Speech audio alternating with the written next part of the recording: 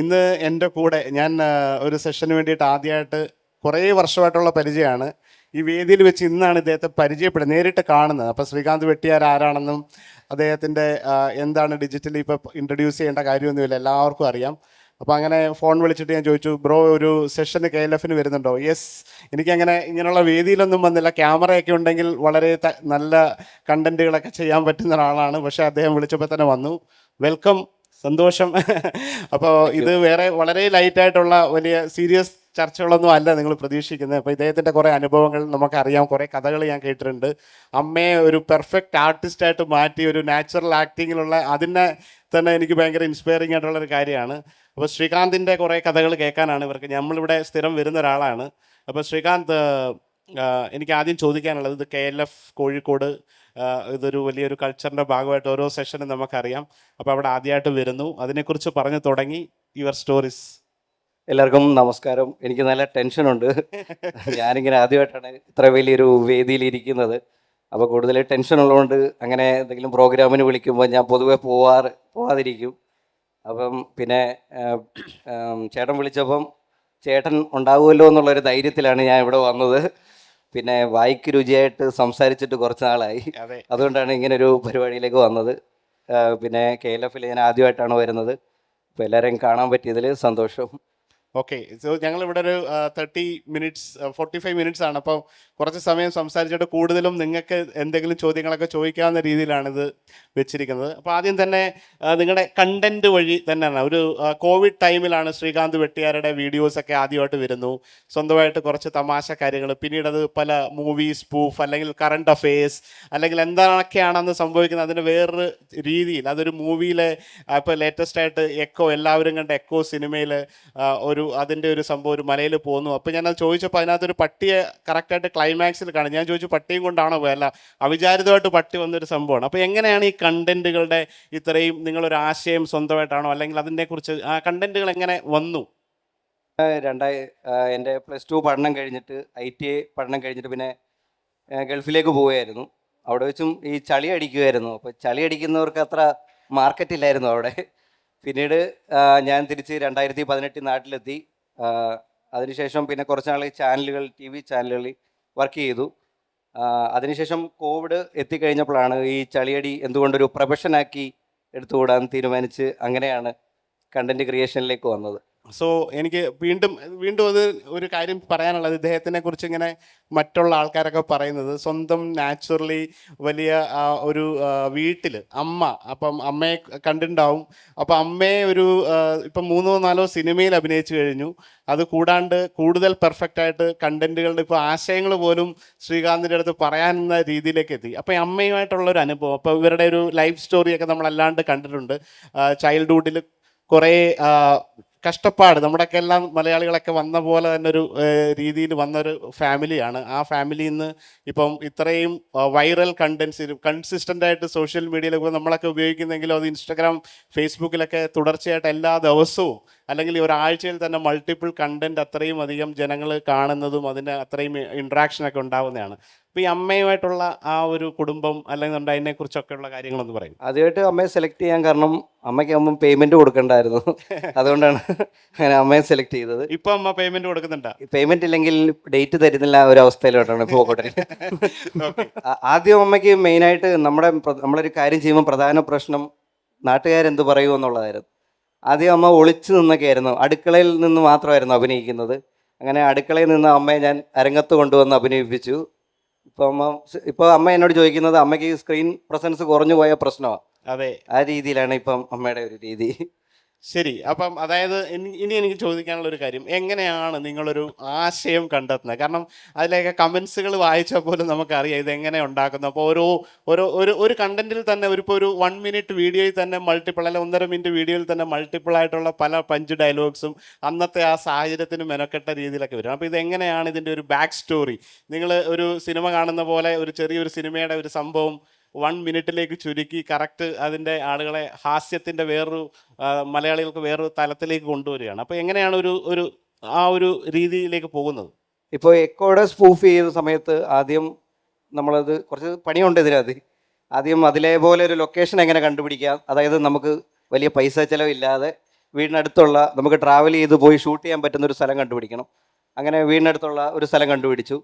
പിന്നെ അതിന് നമുക്ക് കുറച്ച് കൗണ്ടറുകൾ ആവശ്യമുണ്ട്. അപ്പോൾ പിന്നെ ഞാൻ ഗൂഗിളിൽ സെർച്ച് ചെയ്തു എത്ര തരം പട്ടികളുണ്ട് ലോകത്ത്. അപ്പോൾ അങ്ങനെ പട്ടികളുടെ പേരൊക്കെ എടുത്തു വെച്ചു. ഇനി ഇതുമായിട്ട് കണക്ട് ചെയ്ത് എങ്ങനെ കൗണ്ടറുകൾ ഉണ്ടാക്കാമെന്ന് നോക്കി. അങ്ങനെയാണ് അത് ഷൂട്ട് ചെയ്യുന്നത്. പിന്നെ പ്രൊഡക്ഷനും എല്ലാം ഞാൻ തന്നെ ആയതുകൊണ്ട് കുറച്ച് ബുദ്ധിമുട്ടാണ്. അങ്ങനെ ഞങ്ങൾ രാവിലെ അപ്പം നമുക്ക് ലൈറ്റ് യൂണിറ്റ് ഒന്നും ഇല്ലാത്തതുകൊണ്ട് ഈ മലയുടെ പുറത്തായതുകൊണ്ട് പെട്ടെന്ന് ലൈറ്റ് വരും, സൺലൈറ്റ് വരുന്നതുകൊണ്ട് ഞങ്ങൾ വെളുപ്പിന് 4 മണിക്ക് അവിടെ പോയി. സൂര്യനെ ഞങ്ങൾക്ക് പേടിയാണ്. അപ്പോൾ സൂര്യൻ വരുന്നതിന് മുമ്പ് ഞങ്ങളത് ഷൂട്ട് ചെയ്തെടുക്കും. അങ്ങനെയാണ് നമ്മുടെ ഷൂട്ടിൻ്റെ ഒരു മെത്തേഡ്.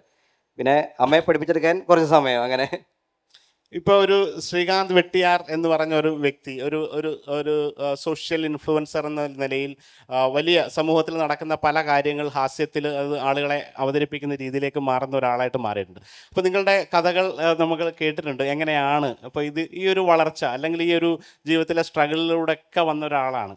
അപ്പോൾ അതിനെക്കുറിച്ചൊക്കെ KLF പ്രേക്ഷകരുമായിട്ട് എങ്ങനെയാണ് പങ്കുവയ്ക്കുക? നിങ്ങളുടെ ഒരു ചെറുപ്പം മുതൽ ഇപ്പോൾ ഈ നിൽക്കുന്ന നിലയിലേക്ക് പല സ്ട്രഗിളിലൂടെ വന്ന് ഒരു സിനിമയിലേക്ക് വരുന്നു, പുതിയ പ്രൊജക്റ്റുകളുണ്ട്, സിനിമ ഡയറക്റ്റ് ചെയ്യാനുള്ള സംഭവങ്ങളും കാര്യങ്ങളൊക്കെ പ്ലാനൊക്കെ ഉള്ള കാര്യങ്ങളൊക്കെ അറിയാം. അപ്പോൾ ആ ഒരു ചെറിയൊരു കേരളത്തിലെ ഒരു ഗ്രാമത്തിൽ നിന്ന് ആ ഗ്രാമത്തിൻ്റെ അന്തരീക്ഷത്തിൽ നിന്ന് വളർന്ന് ഇങ്ങനെ വന്ന ആ ഒരു അനുഭവം ഷോർട്ടായിട്ടെന്ന് പറഞ്ഞാൽ മതി. +2 കഴിഞ്ഞപ്പം എനിക്ക് എഡിറ്റിംഗ് പഠിക്കണമെന്ന് ആഗ്രഹമുണ്ടായിരുന്നു. അപ്പം നമ്മുടെ നാട്ടിൽ അങ്ങനെ സിനിമാ മേഖലയിലുള്ള ആരുമില്ല. പിന്നെ വീട്ടിൽ ഇത് പറഞ്ഞാൽ എങ്ങനെ വിചാരിക്കുമെന്ന് വിചാരിച്ചു. അങ്ങനെ +2 കഴിഞ്ഞപ്പോഴത്തേക്ക് ഞാൻ +1 പഠിക്കുന്ന സമയത്ത് അച്ഛനും അമ്മയും സെപ്പറേറ്റഡ് ആയി. അപ്പോൾ അങ്ങനെ കുറച്ച് പിന്നെ സാമ്പത്തിക ബുദ്ധിമുട്ടിലേക്ക് പോയി. ഞാനും അമ്മയും ഒരുമിച്ചായിരുന്നു അപ്പോൾ ഉണ്ടായിരുന്നത്. അപ്പം പിന്നെ അപ്പോൾ +2 കഴിഞ്ഞിട്ട് പെട്ടെന്ന് നമുക്ക് ജോലി വേണ്ട ഒരു ഇതിലേക്ക് വന്നു. അപ്പം അങ്ങനെ ITI പോകാമെന്ന് വിചാരിച്ചു. അവിടെ പോയി കഴിഞ്ഞാൽ പെട്ടെന്ന് ജോലി കിട്ടുമെന്നായിരുന്നു വിശ്വാസം. അങ്ങനെ ITI പോയി. അതിനുശേഷം ഞാൻ അധികം നാൾ ഇവിടെ നിന്നില്ല. ഞാനൊരു 21 വയസ്സ് കഴിഞ്ഞപ്പോൾ തന്നെ എന്നെ ഇവിടുന്ന് ഒരു പാക്ക് ചെയ്ത് വിട്ടു. അങ്ങനെ അന്ന് നമുക്ക് ആഗ്രഹങ്ങളുണ്ടായിരുന്നു. അന്ന് ഞാൻ സൗദിയിലായിരുന്നു. അപ്പോൾ അവിടെ ഇരുന്ന് ഞാൻ രാത്രി സ്ക്രിപ്റ്റൊക്കെ എഴുതി കൂട്ടുകാർക്കൊക്കെ അയച്ചു കൊടുക്കും. അങ്ങനെ പിന്നീട് കോവിഡ് വന്ന ശേഷം ഞാൻ ദുബായിലായിരുന്നു. പിന്നീട് അവിടുന്ന് പിന്നെ നാട്ടിൽ വന്നു. അങ്ങനെ ചാനൽ വർക്ക് ചെയ്തു. അതിനുശേഷം കോവിഡായി. അപ്പോൾ സമ്പൂർണ്ണ ലോക്ക്ഡൗൺ ആയപ്പോൾ വീട്ടിലിരുന്ന് ചെറിയ വീഡിയോസൊക്കെ ചെയ്തു തുടങ്ങി. അങ്ങനെയാണ് ഈ ഒരു ഇതിലേക്ക് എത്തിയത്. ഇതുവരെയുള്ള ഒരു ലൈഫിൽ ഒരു ടേണിംഗ് പോയിന്റ് എന്താണ്? എവിടെയാണ് ഒരു വഴിത്തിരിവായിട്ട് വന്നത്? അതൊരു സിനിമയിൽ ആദ്യമായിട്ട് അഭിനയിച്ചതാണോ, അല്ലെങ്കിൽ KGFൻ്റെ ആ ഒരു കണ്ടന്റ് ഏറ്റവും വൈറലായതാണോ, അല്ലെങ്കിൽ എന്താണ് ഒരു ലൈഫിൽ ഒരു ടേണിംഗ് പോയിന്റ് ആയിട്ട് ശ്രീകാന്ത് വെട്ടിയാർക്ക് ഇതുവരെ പറയാൻ പറ്റുന്ന ഒരു സംഭവം ഉണ്ടായിട്ട്? അതായത് ഞാൻ സൗദിയിൽ നിന്ന് നിർത്തി വന്ന സമയത്ത് എൻ്റെ വീട് വാർത്ത് മാത്രമേ ഇട്ടിട്ടുള്ളായിരുന്നു. വീട് പണി നടത്തുക എന്നൊക്കെയുള്ള രീതിയിലാണ് പോയത്. അപ്പോൾ എനിക്ക് പിന്നെ ദുബായിലേക്ക് പോകേണ്ടി വന്നു, അവിടുത്തെ ജോലി നഷ്ടമായിട്ട്. അപ്പോൾ അവിടെ ഒരു 3 വർഷം ജോലി ചെയ്തപ്പോൾ തന്നെ എനിക്ക് ജോലി ചെയ്യാൻ പറ്റുന്നില്ല. അപ്പോൾ നിർത്തണം. അപ്പോൾ അന്ന് ആ ജോലി നിർത്തിയതാണ്. ജോലി നിർത്തി തിരിച്ചു വന്നതാണ്? ജോലി നിർത്തി ഞാൻ വീട്ടിൽ പറയാതെ തിരിച്ചു വന്നു. 3 മാസം കഴിഞ്ഞ് ഞാൻ നേരെ അവിടുന്ന് സാലറി കിട്ടിയില്ല. അപ്പോൾ ഞാൻ പകുതിയായപ്പം ജോലി നിർത്തി. വീട്ടിലൊന്നും പറയാതെ നേരെ ഞാൻ തിരുവനന്തപുരത്ത് വന്നിറങ്ങി. അപ്പോൾ തിരിച്ച് വീട്ടിലോട്ട് പോകാനുള്ള ടാക്സിയുടെ ക്യാഷ് ഇല്ലായിരുന്നു. അപ്പോൾ നമ്മൾ അവിടെ വരുന്ന ടാക്സി റിട്ടേൺ ടാക്സി പോകുമല്ലോ. അതെ. അപ്പോൾ അതിൽ പകുതി പേയ്മെൻ്റ് കൊടുത്താൽ വീട്ടിൽ കൊണ്ടുവിടുമല്ലോ. അപ്പോൾ അങ്ങനെ ഞാൻ അതിൽ കയറി. അപ്പോൾ വീട്ടിൽ ചെല്ലുമ്പോൾ അമ്മയ്ക്ക് ഒരു സർപ്രൈസ് ആകുമെന്ന് വിചാരിച്ചു. അങ്ങനെ ഞാൻ അതിൽ വണ്ടിയിൽ കയറി വീട്ടിൽ ചെന്നപ്പോൾ അമ്മ അവിടെ ഇല്ല, വീട് പൂട്ടിയിട്ടേക്കുന്നു. അപ്പം നാട്ടുകാരൊക്കെ ചോദിക്കുമല്ലോ എന്താ തിരിച്ചു വന്നത്, 3 മാസം ആയുള്ളൂ. അപ്പം ഞാൻ ഉച്ചവരെ വീണ്ടും പുറകെ കിണറിൻ്റെ അവിടെ വെയിറ്റ് ചെയ്തു, അമ്മ വരുന്നതും കാത്തു. എന്നിട്ടും അമ്മ വരുന്നില്ല. വിളിച്ചു നോക്കാം, ഫോണിൽ ഇന്ത്യൻ സിം ഇല്ല. കുറേ നേരം വെയിറ്റ് ചെയ്തു. പിന്നെ ഞാൻ പെട്ടി തുറന്ന് അവിടുന്ന് കൊണ്ടുവന്ന് അണ്ടിപ്പരിപ്പൊക്കെ എടുത്ത് അവിടെ തിന്ന് വിശന്നിട്ട് പിന്നെ കുറേ നേരം അവിടെ വെയിറ്റ് ചെയ്തു. എന്നിട്ടും അമ്മ വന്നില്ല. പിന്നെ ഞാൻ ആ കിണറിൻ്റെ അവിടെ കിടന്നു. അമ്മ ഏതോ ഒരു ക്ഷേത്രത്തിൽ പോയതായിരുന്നു. അമ്മ അത് 4 മണിക്ക് വന്നപ്പം കാണുന്ന ഞാൻ ഈ കിണറിൻ്റെ ഫ്രണ്ടിൽ ഇങ്ങനെ കിടക്കുന്ന പെട്ടിയൊക്കെ ആയിട്ട്. അമ്മ എന്നിട്ട് കണ്ണൊക്കെ നിറഞ്ഞു. അമ്മ ചോദിച്ചു ഞാൻ എന്തോ പ്രശ്നമൊക്കെ ആയിട്ട് വന്ന് നിൽക്കുകയാണ്. അപ്പം ഞാനിതൊന്നും പറയാനില്ലാത്തതുകൊണ്ട് നേരെ റൂമിനകത്ത് കയറിപ്പോയി. അപ്പോൾ അമ്മ നേരെ ഫോൺ എടുത്ത് ചേച്ചി അളിയനെയൊക്കെ വിളിച്ചു. അവനെന്തോ ഡിപ്രഷൻ അടിച്ച് ഗൾഫിൽ നിന്ന് വന്നിരിക്കുകയാണ്. അപ്പം ഞാൻ നേരെ റൂമിൽ കയറിയിരുന്നു. അപ്പോൾ എൻ്റെ ആഗ്രഹം ഇനി എന്ത് ചെയ്യും. അപ്പോൾ ഞാൻ സിനിമയിലേക്ക് കയറാൻ പോവാണ്. അപ്പം നാട്ടിൽ ചോദിക്കാനും സിനിമയെ പറ്റി നമുക്ക് അന്വേഷിക്കാൻ ആരുമില്ല. കുറേ നേരം ഞാൻ ഇങ്ങനെ വെയിറ്റ് ചെയ്തു റൂമിലിരുന്നപ്പോൾ. ആരോട് ഞാൻ സംസാരിക്കുന്നില്ല. അപ്പോൾ അവർ വിചാരിച്ച് ഞാനെന്തോ അങ്ങനെ ഡിപ്രഷൻ അടിച്ച് അവിടെ നിന്ന് തിരിച്ച് നാട്ടിൽ വന്നിരിക്കുകയാണ്. അപ്പോൾ അമ്മ എന്ത് ചെയ്തു, എൻ്റെ ബന്ധുക്കളെല്ലാം വിളിച്ചു വരുത്തി. എന്നിട്ട് 4 സൈഡിൽ നിന്ന് എന്നെ ഇങ്ങനെ ഉപദേശിക്കുക, നമുക്കിത് പ്രശ്നമില്ല, ജോലി പോയാൽ കുഴപ്പമില്ല. അപ്പോഴും ഞാൻ ആലോചിക്കുന്നത് എങ്ങനെ മലയാള സിനിമയിൽ കയറാമെന്ന്. എന്നിട്ട് ഞാൻ കുറേ സ്ക്രിപ്റ്റ് റൈറ്റർമാർക്കും ഡയറക്ടർമാർക്കും ഒക്കെ ബ്ലൂടിക്കുള്ള എല്ലാവർക്കും മെസ്സേജ് അയച്ചു, സിനിമയിൽ എന്തെങ്കിലും ചാൻസ് കിട്ടണം. അങ്ങനെയാണ് ഇതിലേക്ക്. ഇവിടം വരെ. ഓക്കെ. സോ ഞാൻ ഇദ്ദേഹത്തിൻ്റെ വേറൊരു ഭക്ഷണമായിട്ട് ബന്ധപ്പെട്ട കുറേ കാര്യങ്ങളൊക്കെ ഇങ്ങനെ സംസാരിക്കുമ്പോഴാണ് നമ്മുടെ വടക്കൻ വീരഗാഥയുടെ ചതിയൻ ചന്തുവിൻ്റെ അമ്മയും ഇദ്ദേഹമായിട്ടുള്ള ഒരു കണ്ടൻ്റൊക്കെ നിങ്ങൾ കണ്ടിട്ടുണ്ടാവും. അപ്പോൾ അതിനകത്തൊരു രസകരമായ ഒരു കാര്യമുണ്ട്. അപ്പം തല വെട്ടിക്കൊണ്ടുവരുന്നൊരു ഒരു സീനാണ്. അപ്പോൾ തല വെട്ടിക്കൊണ്ടുവരുമ്പോൾ ഇദ്ദേഹം പറയുന്നുണ്ട്, നമ്മുടെ വീടിനോട് എന്താണ് ആ ഷാപ്പിൻ്റെ പേര്? ഗരുഡാഗിരി. ഗരുഡാഗിരി ഷാപ്പിൽ നല്ല മീനിന്റെ തല കിട്ടും എന്നുള്ള രീതിയിലാണ്. അതൊന്ന് ആ കഥയൊന്ന് പറയൂ. അതായത് ചന്തുവിന്റെ തല വെട്ടാൻ വേണ്ടിയിട്ട് പ്രേക്ഷകരോട് പറയാം. സോറി കേട്ടോ, എനിക്ക് ഈ സംസാരിച്ചുള്ള എക്സ്പീരിയൻസ് കുറവുണ്ടാണോ, വെപ്രാളം കൊണ്ടാണ്, ആരും ഒന്ന് വിചാരിക്കരുത്. പയ്യെ പറഞ്ഞാൽ നമുക്ക്. അതായത് ചന്തുവിന്റെ തല വെട്ടാൻ വേണ്ടി വരുമല്ലോ, അപ്പം അവർ വന്നിട്ട് പറയും തല വേണമെന്ന് പറയും, നല്ല തല വേണമെന്ന് പറയുമ്പോൾ, അതായത് ഗരുഡാഗിരി ഷാപ്പിൽ നല്ല തലയുണ്ട്, അവിടെ പോകാന്ന് പറയുന്നത്. അതായിരുന്നു ആ കണ്ടന്റ്. ഓക്കെ. അപ്പോൾ ഈ ഭക്ഷണത്തിൻ്റെ കുറേ കഥകൾ ഇതിൻ്റെ കൂടെ പറയാം. രസകരമായ കുറേ കഥകളൊക്കെ നിങ്ങൾക്ക് ഉണ്ടെന്നാണ് പറഞ്ഞത്. അപ്പോൾ ഇഷ്ടപ്പെട്ട ഭക്ഷണ രീതി, അല്ലെങ്കിൽ ഇതിനകത്തൊക്കെ നിങ്ങളെ നല്ലൊരു ഭക്ഷണ പ്രേമിയാണെന്ന് എനിക്കറിയാം. പല പല ഷാപ്പുകളിൽ പോയി നല്ല നല്ല ഭക്ഷണങ്ങൾ കഴിക്കുന്ന ഒരാളാണെന്നറിയാം. ഇന്നലെയും പോയി ഒരു ഷാപ്പിൽ. ഏത് ഷാപ്പിലാണ്? ഇന്നലെ പോയത് ആറ്റുമുഖം, ആലപ്പുഴ ചങ്ങനാശ്ശേരി റൂട്ടിലുള്ള. ഓക്കെ. ആ ഏരിയയിലുള്ള എല്ലാ ഷാപ്പുകളിലും പോയി ഭക്ഷണമൊക്കെ കഴിച്ച് അതിൻ്റെ കാര്യങ്ങളൊക്കെ ആളാണെന്നറിയാം. അപ്പോൾ ഭക്ഷണത്തെക്കുറിച്ച് നിങ്ങൾക്ക് എന്തൊക്കെയാണ് പറയാനുള്ളത്? ഭക്ഷണത്തെക്കുറിച്ച് അടുത്ത് സംഭവിച്ചൊരു സാധനം എന്ന് വെച്ചാൽ, ഞങ്ങൾ ഈ കുമരകം റൂട്ടിൽ പോയിക്കൊണ്ടിരിക്കുകയായിരുന്നു. എന്നിട്ട് ഞങ്ങൾ ഉച്ചയ്ക്ക് ഫുഡ് കഴിച്ച് കഴിഞ്ഞപ്പോഴത്തേക്ക്, അപ്പോൾ ഗൂഗിൾ പേ ഉണ്ടല്ലോ എല്ലായിടത്തും, ഗൂഗിൾ പേയിലുള്ള പ്രതീക്ഷയിലാണല്ലോ, അപ്പോൾ കൈ ക്യാഷ് വെക്കാറില്ലല്ലോ. അപ്പോൾ അങ്ങനെ ഞങ്ങൾ പോയപ്പോൾ അന്ന് എൻ്റെ ബാങ്കിൻ്റെ എല്ലാ സെർവറും ഡൗൺ ആണ്, ഊണ് കഴിച്ചിട്ട് ഇറങ്ങിയപ്പോൾ. അപ്പം ഞങ്ങളിങ്ങനെ ശ്രമിച്ചുകൊണ്ടിരിക്കുക. അപ്പോൾ പുള്ളി ഇങ്ങനെ ഞങ്ങളെ സൂക്ഷിച്ച് നോക്കുന്നുണ്ട്, ക്യാഷിലിരിക്കുന്ന പുള്ളി ഇച്ചിരി ഏജ്ഡായിട്ടുള്ള പുള്ളിയാണ്. അപ്പോൾ പുള്ളി എന്നെ നോക്കി, അതിനെന്നോട് പറഞ്ഞു കുഴപ്പമില്ല. ഞാനിങ്ങനെ ടെൻഷൻ ആവുന്നുണ്ട് ഇത് പോവാത്തതുകൊണ്ട്. അപ്പോൾ പിന്നെ ഞാൻ ആ കൂട്ടുകാരനെ കൊണ്ട് ശ്രമിച്ചു, അവൻ്റെ ഗൂഗിൾ പേയിൽ നിന്ന് ക്യാഷ് പോകുന്നില്ല. പിന്നെ 2-3 പേരെ വിളിച്ചു, അവരുടെ ഒന്നും പോകുന്നില്ല. അപ്പോൾ പുള്ളി എന്നെ ആശ്വസിപ്പിക്കുക, ഈ ക്യാഷിലിരിക്കുന്നത്. അയ്യോ ടെൻഷൻ ആവല്ലേ, ഒരു കുഴപ്പമില്ല, 1000 രൂപയുടെ കാര്യമല്ലേ ഉള്ളൂ. എന്നിട്ട് പിന്നെയും ഞാനിങ്ങനെ ശ്രമിച്ചുകൊണ്ടിരുന്ന പുള്ളി ഇങ്ങനെ വന്നിട്ട്, ഒരു കുഴപ്പമില്ല, നമുക്ക് മനുഷ്യത്വം അല്ലേ വരുന്നത്, എൻ്റെ ഒരു ഫോട്ടോ, ആരുടെ? എൻ്റെ. ഞാൻ മുങ്ങാതിരിക്കുക. എന്നിട്ട് പിന്നെയും പുള്ളി, അയ്യോ നിങ്ങൾ ടെൻഷൻ അടിക്കേണ്ട കാര്യമില്ല, 1000 രൂപയുടെ കാര്യമല്ലേ, എൻ്റെ കൂട്ടുകാരൻ്റെ ഒരു ഫോട്ടോ, എല്ലാവരുടെ ഫോട്ടോ എടുത്ത് വെക്കുക. അതിന് പുള്ളി ഫോട്ടോ എടുത്ത് നോക്കുക. അതായത് ഞങ്ങൾ ഇനി മുങ്ങാനുള്ള പരിപാടിയാണെന്നാണ് പുള്ളി വിചാരിക്കുന്നത്. അതിന് പുള്ളി ഇത് തന്നെ പറഞ്ഞിരിക്കുക, ടെൻഷൻ. അതായത് നമുക്ക് 1000 രൂപ എന്ന് പറഞ്ഞാൽ എന്തുകൊണ്ട്, 1000 രൂപ ഒന്നുമില്ല, 1000 രൂപ വന്നാലെന്തോ പോയാലോ. എന്നിട്ട് എന്നോട് ചോദിച്ചാൽ എങ്ങനെ വന്നത്, അപ്പോൾ ഞാൻ പറഞ്ഞു മാവേലിക്കരയെന്നാ. അപ്പം നിങ്ങളിപ്പോൾ പൈസ തരാതെ പോയി കഴിഞ്ഞാൽ നിങ്ങൾക്ക് ഇനി ഒരിക്കലും നമ്മൾ കാണത്തില്ലായിരിക്കും അല്ലേ, അങ്ങനെയൊക്കെ. അല്ല കുഴപ്പമില്ല, മനുഷ്യത്വമാണല്ലോ വലുത്, 1000 രൂപ. എന്നിട്ട് പുള്ളി ചോദിച്ചാൽ എങ്ങനെയാ വന്നത്, ഞാൻ പറഞ്ഞു കാറില്ല, 1000 രൂപ മനുഷ്യത്വം. എൻ്റെ കാറിൻ്റെ ഒരു ഫോട്ടോ, കാറേ കയറി പോകും. എന്നിട്ട് കുറേ കഴിഞ്ഞിട്ട് ഈ സെർവർ ശരിയായി, ഞാൻ 1000 രൂപ പേ ചെയ്തിട്ട് പുള്ളിയോട് പറഞ്ഞു, ആ 3 ഫോട്ടോ അങ്ങ് ഡിലീറ്റ് ചെയ്ത് കളയണേ, നമുക്ക് മനുഷ്യത്വം ഇല്ലേ വരുന്നത്. ഓക്കെ.